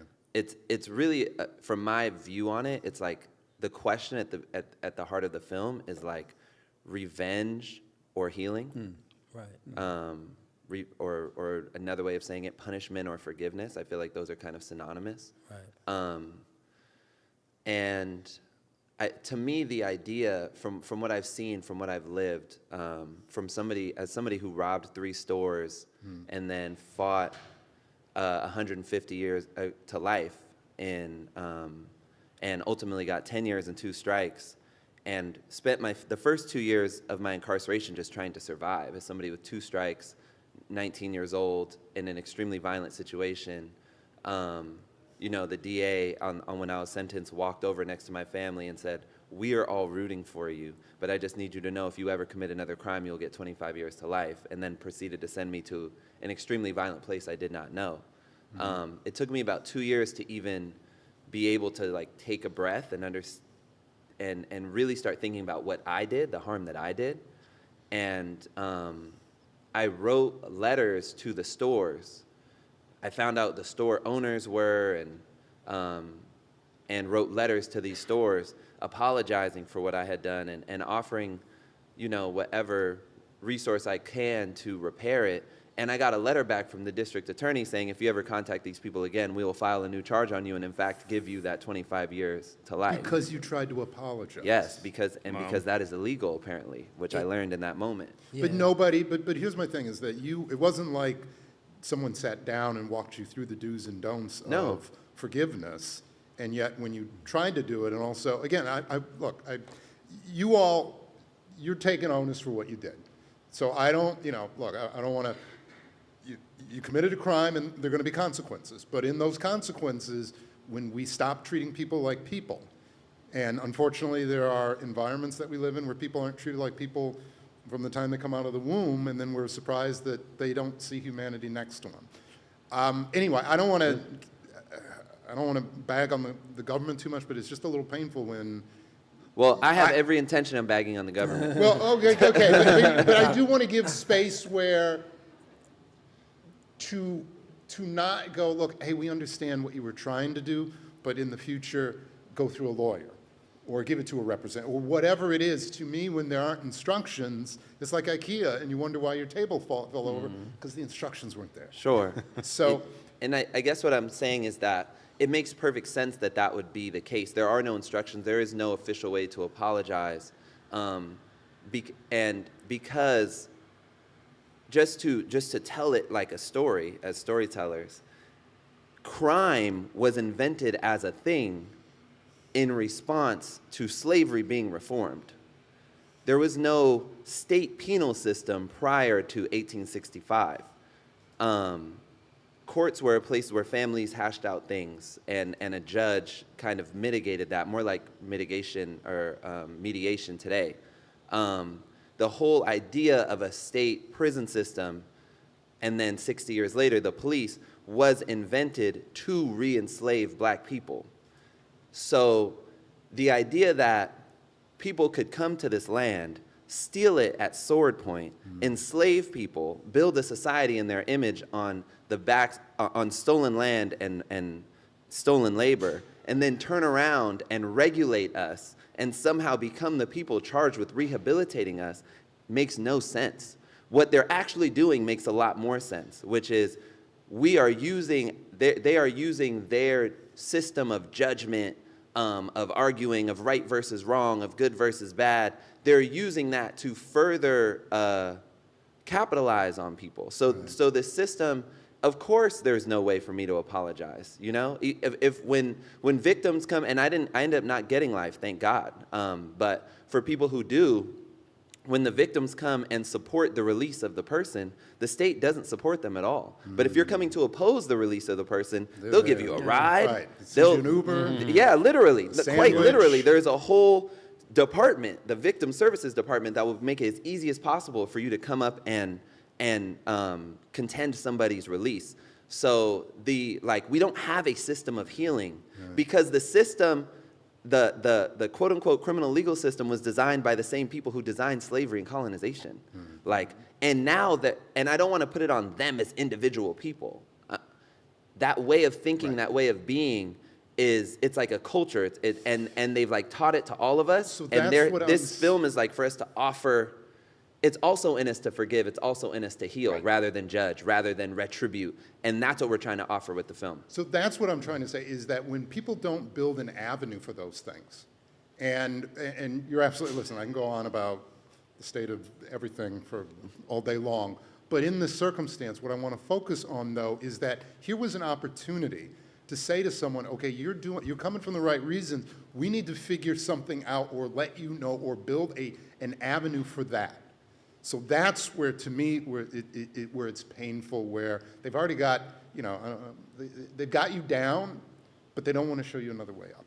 And that, to me, is with a little bit of pain of like, the form letter saying, okay, I'm going to kick you in the teeth again. All right, well then why apologize? Why try? Why try to do that other thing?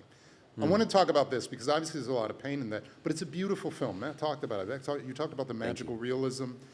One of the things that to me is really, really powerful in this, and I'm a really emotional person, is we see tears and we see crying and we see young men, and particularly young men of color, being vulnerable.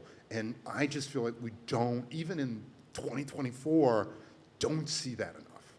And one of the things, the music is there, the artistry is there, but the humanity, thank you for that.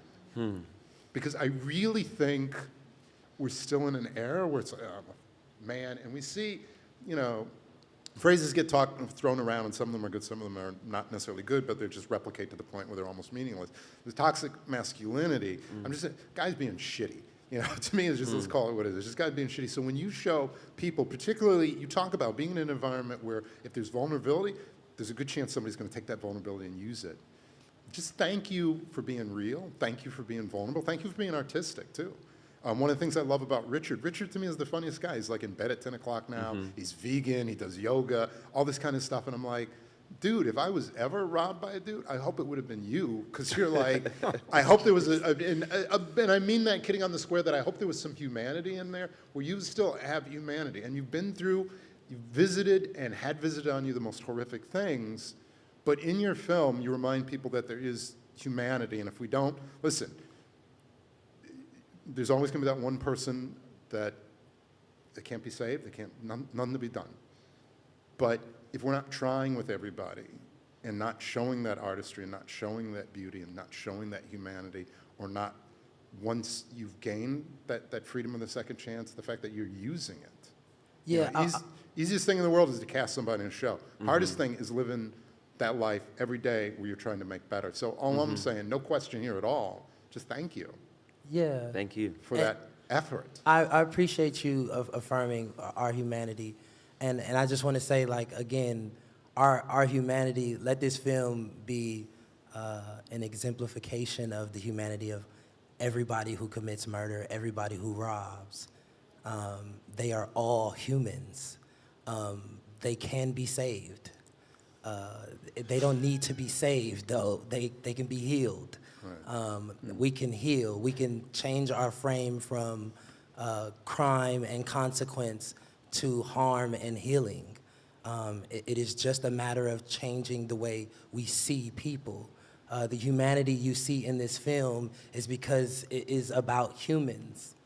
And all we did is turn the camera on. Sure, we did more than that, obviously. A lot more than that. But in its simplest truth, we turned on recording devices and let humans be humans in the most authentic sense. Me as an artist, Contessa Gales as a director, Richie as a producer, and of course my family as natural people, and just telling their stories. There are human beings incarcerated. Yeah. Those human beings have harmed other human beings. The humanity is evident to me in all of them and all of us. And I hope that our film, when you watch it, you will see that that is the point we're making. As opposed to condemning the system, there's a lot we can complain about with the state. What is true is that we have another choice. We have another opportunity to approach harm very differently than we have. We don't have to incarcerate our children. We don't have to incarcerate ourselves. We can heal ourselves in the same way the men I grew up with have done, truly. Ashe. Beautifully said. You Okay. both also, I'm sorry, Matt, do you have a No. question? You're both also social impact directors on the film, and I want to talk about that too, because it's not just putting a film out, it's continuing that work. Just talk about the social impact that you're doing, and talk about things that you're seeing, and hopefully that they're positive things. Yeah, thank you for that question. It's a big part of what drove us to make the film in the first place, is to be able to show it to people who have survived gun violence and have survived state violence, including incarceration. So what we're doing is we're bringing the film into those communities.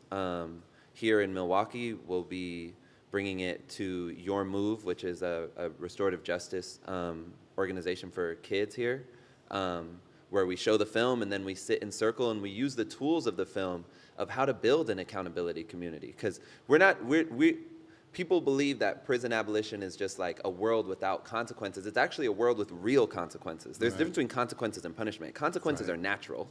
Punishment is made up.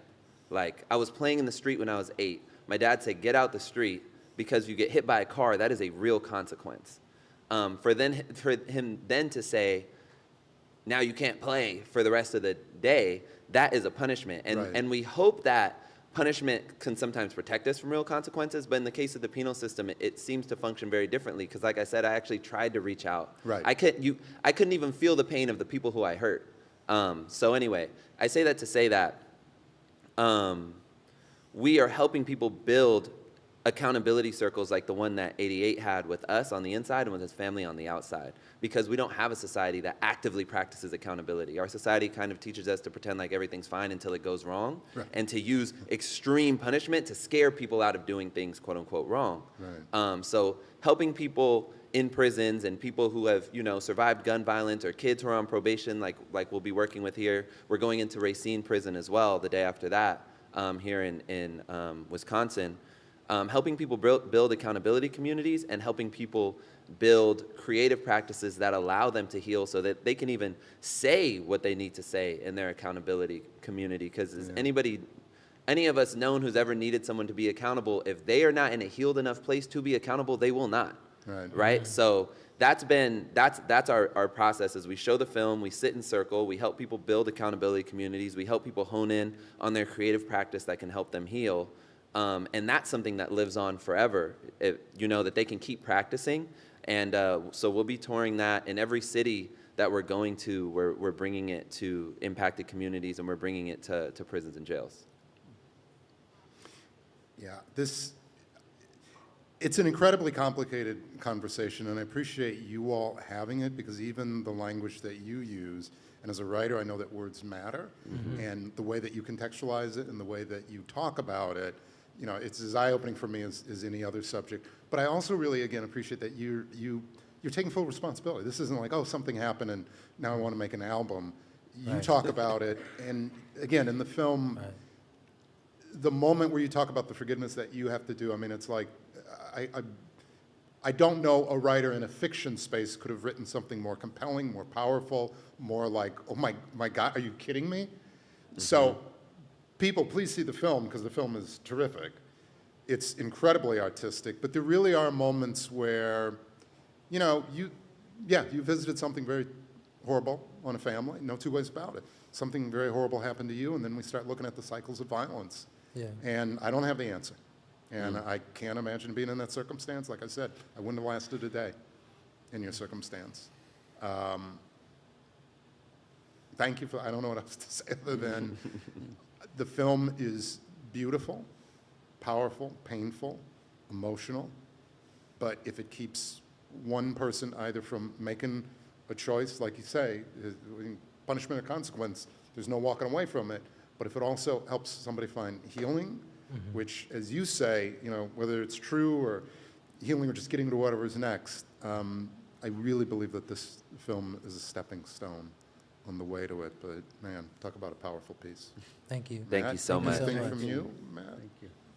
No, it's a remarkable achievement, and again, I think reframes our understanding of, as you put it so well, of let's think about accountability. Let's think about healing, because that has just been completely left out of the equation.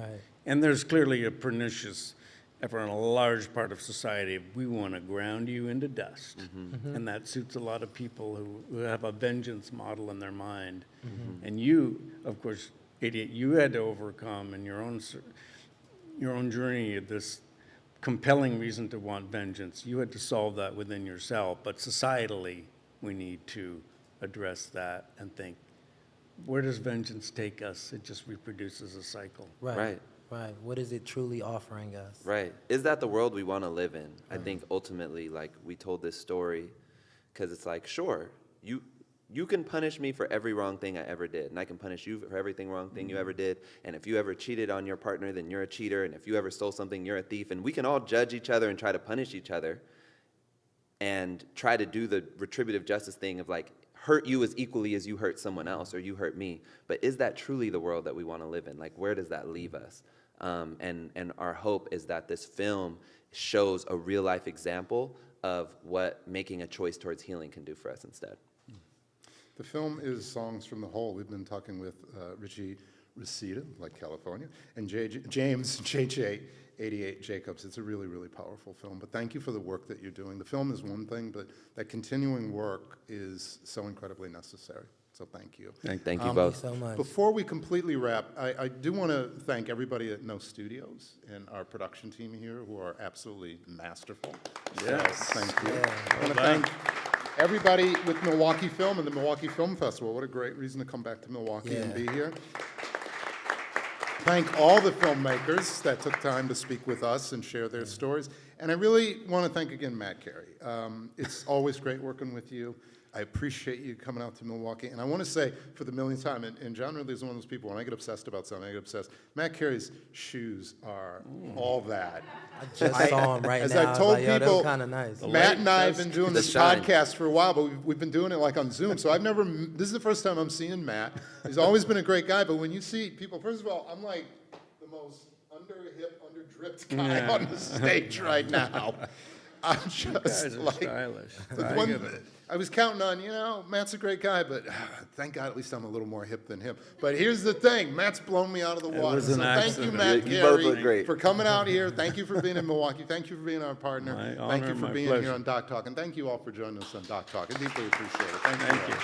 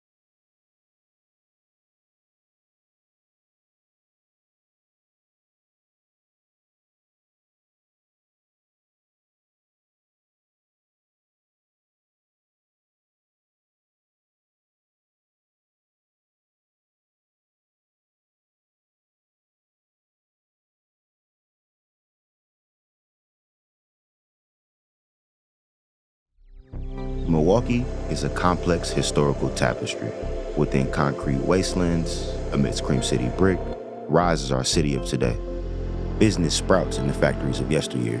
Old haunts become new destinations. In this series, we speak to artists whose work was woven by this landscape and trace the thread back to this new Milwaukee.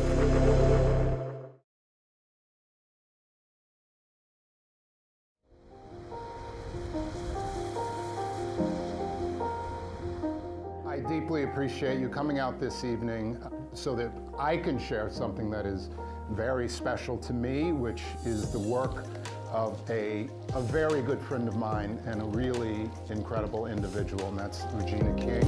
Please. Congresswoman Win Moore is here. Mayor, His Honor Cavalier Johnson is going to be. He did make it, sir. When someone like Regina says, hey, I'm going to try to do something, I want you to be part of it, you drop the phone and you say, okay, when do we go? How can I be helpful and how can I serve? Milwaukee is a place that could be centered around the arts. It always had that possibility. Art is life, seriously.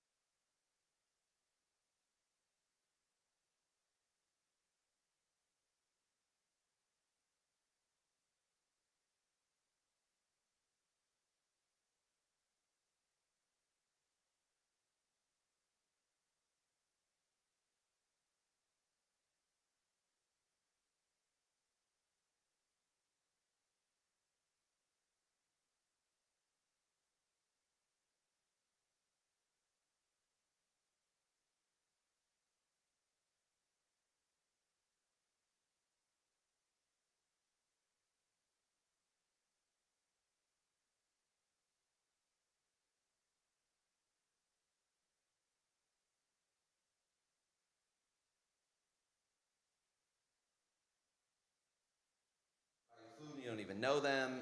I truly love it here. Thank you all for coming.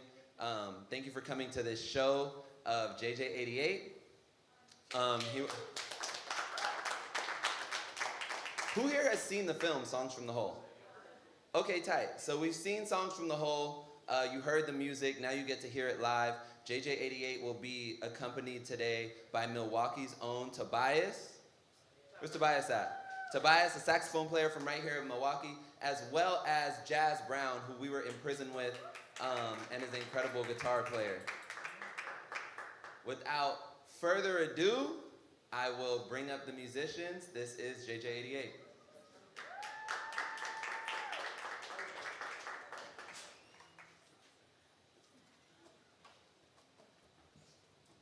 Praise God. Thank y'all for having me. How y'all doing? Right.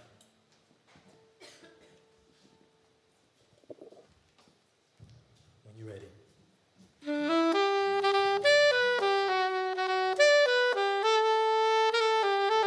I get this monitor on?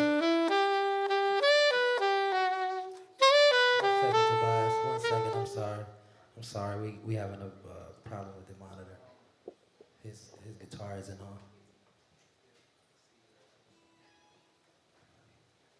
Try it, Jazz. Try it now. No, I don't think we get this.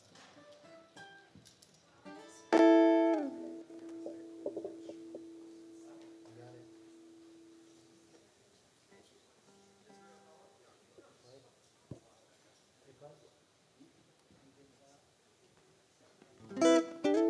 Thank y'all for being patient.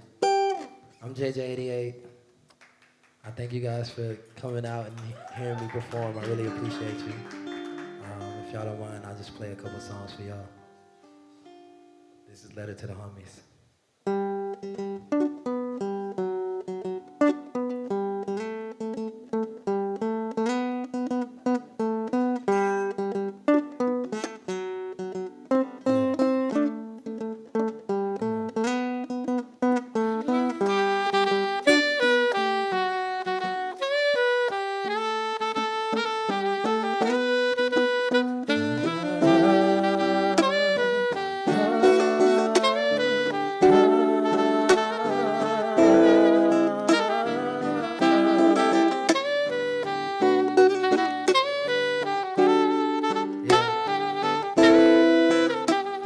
I wonder if heaven is real. I wonder if I can appeal to the mercy of God, cause sin got me caught. My father said God will forgive. When you thuggin' and thuggin' for real, you telling yourself not to feel. You singing it's nothing, you flexing and clutching on pistols and itching to kill. Anybody rising up against your faction, you and your neighbors be taking action. Rolling 20s and my baby niggas, mag mafia learn niggas. Mine and I step on the seafloor, trying to blow up like we C4. Searching for purpose and purpling pills, fighting our conscience and hiding our ills. It's a trip. Oh, it's crazy. It's so crazy how we live and die. It's crazy. It's so crazy. It's a trip. Oh, it's crazy. It's so crazy how we live and die. It's crazy. It's so crazy. Murder is a tough thing to digest. Homie, it's a slow process. And I ain't got nothing but time knocking this jigger and thinking about dying. I gotta live with my regrets. Gotta live with the pain and blood stain on my hands. I swear that I never forget the moment I had to confess all this shit to my parents. Told them both about the night before. My father asked me what I did it for. I said he was tripping, so I got the tripping. I squeezed and I'm thinking it might be war. Oh Lord, wasn't that easy to do? Facing the judge with a murder case, so easy to prove. Oh Lord, ain't as easy as all of these rappers suggest. When you living for real, you realize that most of these rappers be rapping in just a drill. Oh, it's crazy, it's so crazy how we live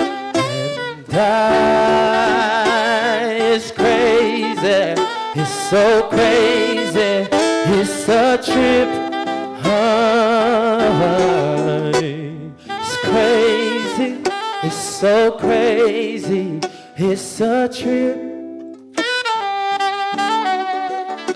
Go ahead, Tobias.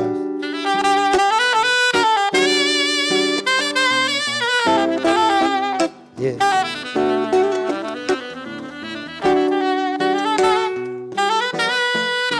Life is a trip. Yeah.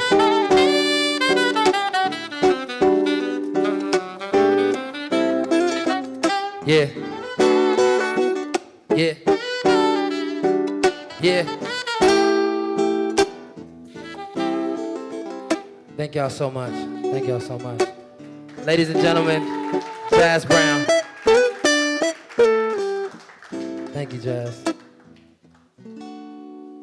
So for those who don't know, Richie said Jazz and I and Richie were all incarcerated together, and during the time when we would be making those 15-minute phone calls that y'all got to witness in the film, it would be me and him, usually mostly him, because he's just such a phenomenal guitar player and artist.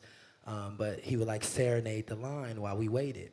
And we would just jam out, and it's such an honor and a privilege to be, this is our first time really performing in public, so y'all give it up for Jazz Brown. Thank you so much, brother. I love you. They coming. Keep running, yeah, yeah. They coming.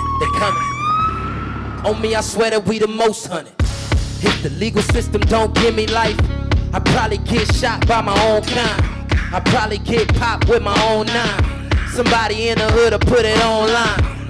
If the legal system don't give me life on me, I probably get shot by my own kind.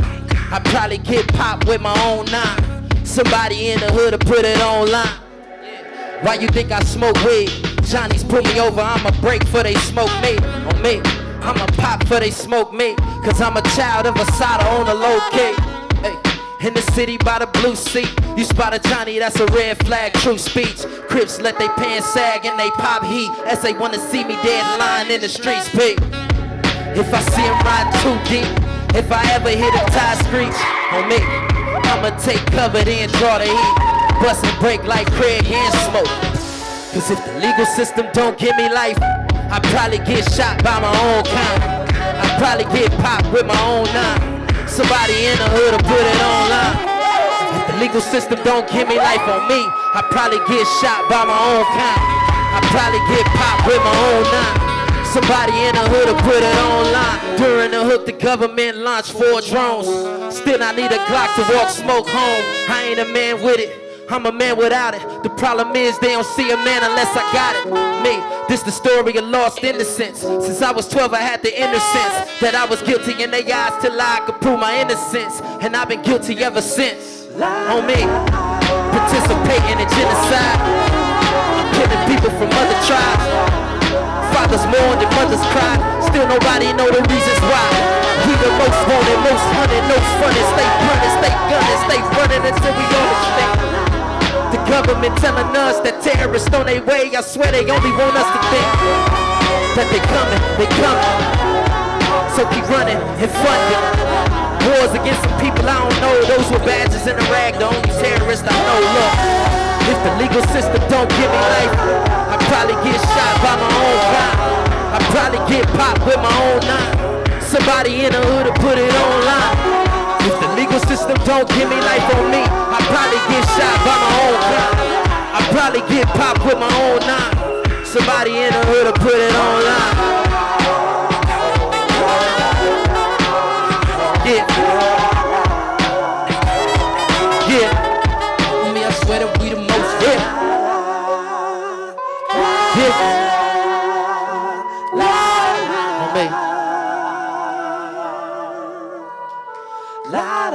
Thank you.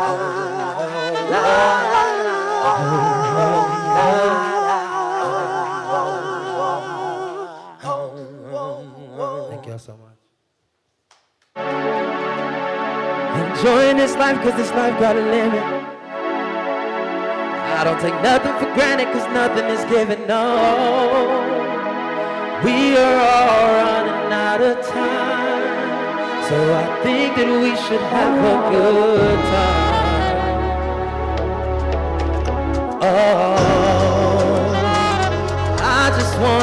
have a good time.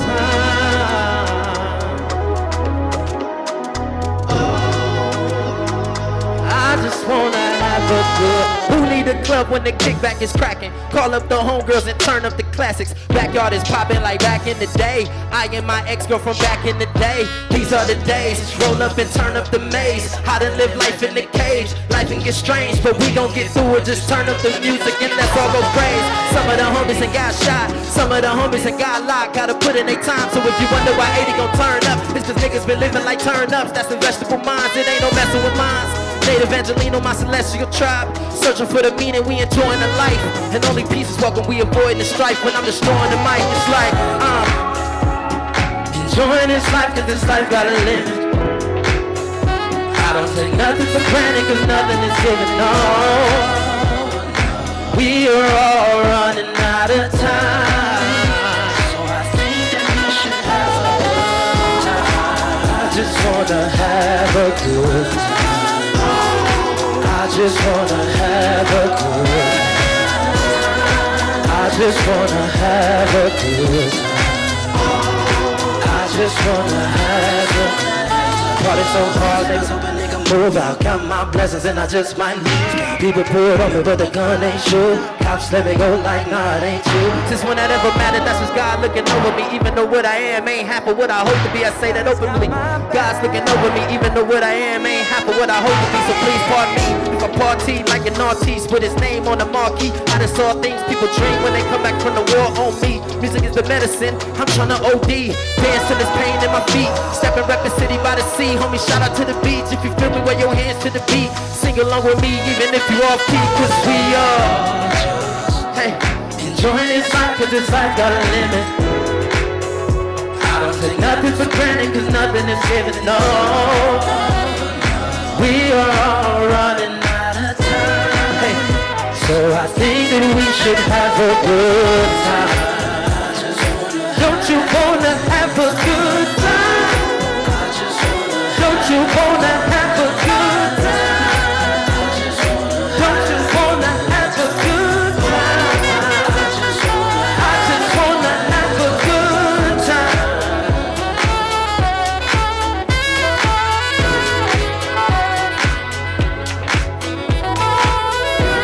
Hey.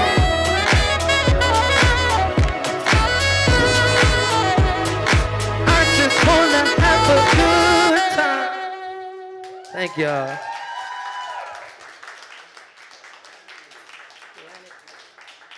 So this next song is actually my first single that I released since coming home. It's called Atlantic. It's an ode to the street that I grew up on and scraped my knees on. So I thought it was appropriate to come home and pay homage to that street that I just lived on and tell our story again. So here's Atlantic. Back in my youth, yeah.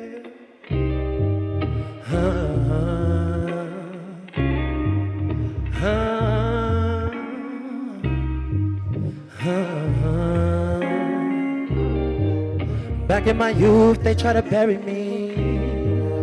Now I'm the truth, they see my pedigree. I hop out the Benz, something dramatic. I hop out the Benz, right on Atlantic. My people was bound to cross the Atlantic. Out here you can drown, crossing Atlantic. You better be smooth before you get sandy. It's sharks on the move, right on Atlantic. Atlantic, this is where y'all sing. Y'all say, Atlantic, right here. Say it, swim on Atlantic. Yeah, yeah. Say it. In the city by the seashore, niggas be throwing shells. Police fish for information just to catch you up and put your ass on the shelf. Sharks lurking in the deep, in the belly of the beast. I'm something like Jonah out in California, life sentences on prophecy. Tribalism's what they teach. Never earned an A or B. But tribal Atlantic, in my city, you gon' see them youngest vacancies. Keep a pole like they spearfishing. Wood grain sticks still wishing. Sweep them away, caught in the wave. Watery graves still swimming. Cause back in my youth, they try to bury me. Now I'm the truth, they see my pedigree. I hop out the Benz, something dramatic. I hop out the Benz, right on Atlantic. was bound to cross the Atlantic. Out here you can drown, crossing the Atlantic. You better be smooth or you get sandy. The sharks on the move, right on the Atlantic. Atlantic. Sing it with me, y'all. Say, hey, hey, swimmer, hey. All right, y'all. Thank y'all again for coming out and letting me share these songs with y'all. I'm gonna share, this last song is my latest single. You can stream it now. You can find me at JJ88 on all platforms. This song is called Hustler's Lament, and it's an ode to the everyday working people, even the unconventional, hard-working everyday people like hustlers. All right. Listen. It's not my story, it's just their story. Everybody got their reasons.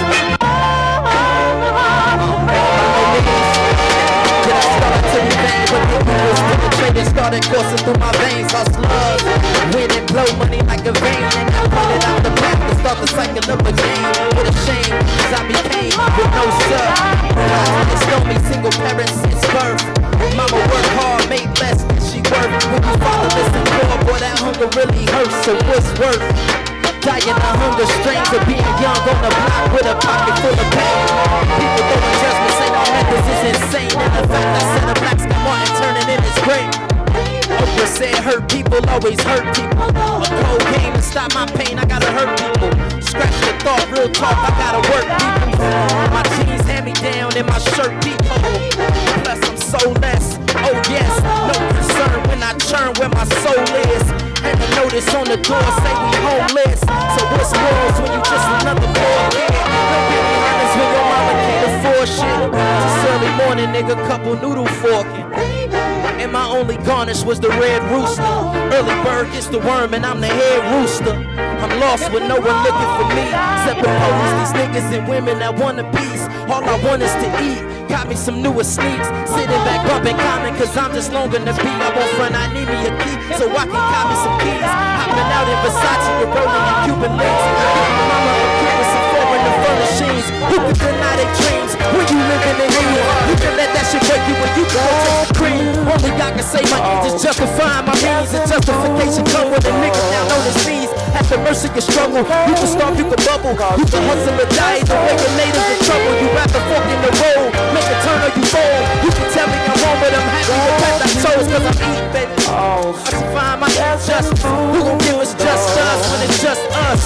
Starving, listen in the morgue, carving the path out for my little daughter. Homie, I'd die and be a martyr to see her make it out where we was brought up. Either that or she the next generation, forced to face this system and they blatant racist hatred. On me, a white employer told me I was out of time, nigga. What he mean is he don't hire my time, nigga. And black folks don't eat. Cause if you from the hood, you a heathen. You believed them, I believed them. So I had to deal what I had to deal. I've been getting sense ever since. Let a hustler vent.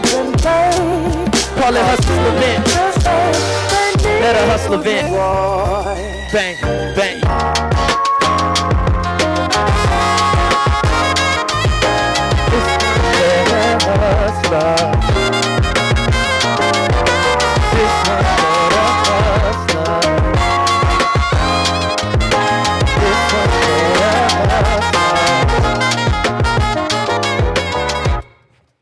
Thank y'all so much. Thank y'all for having me. I really appreciate you. I want to thank Tobias on the sax. Love you so much, brother. Milwaukee's on, y'all check him out. I again want to thank Jazz Brown. Y'all give it up for Jazz Brown. Thank you guys so much for having us. Peace.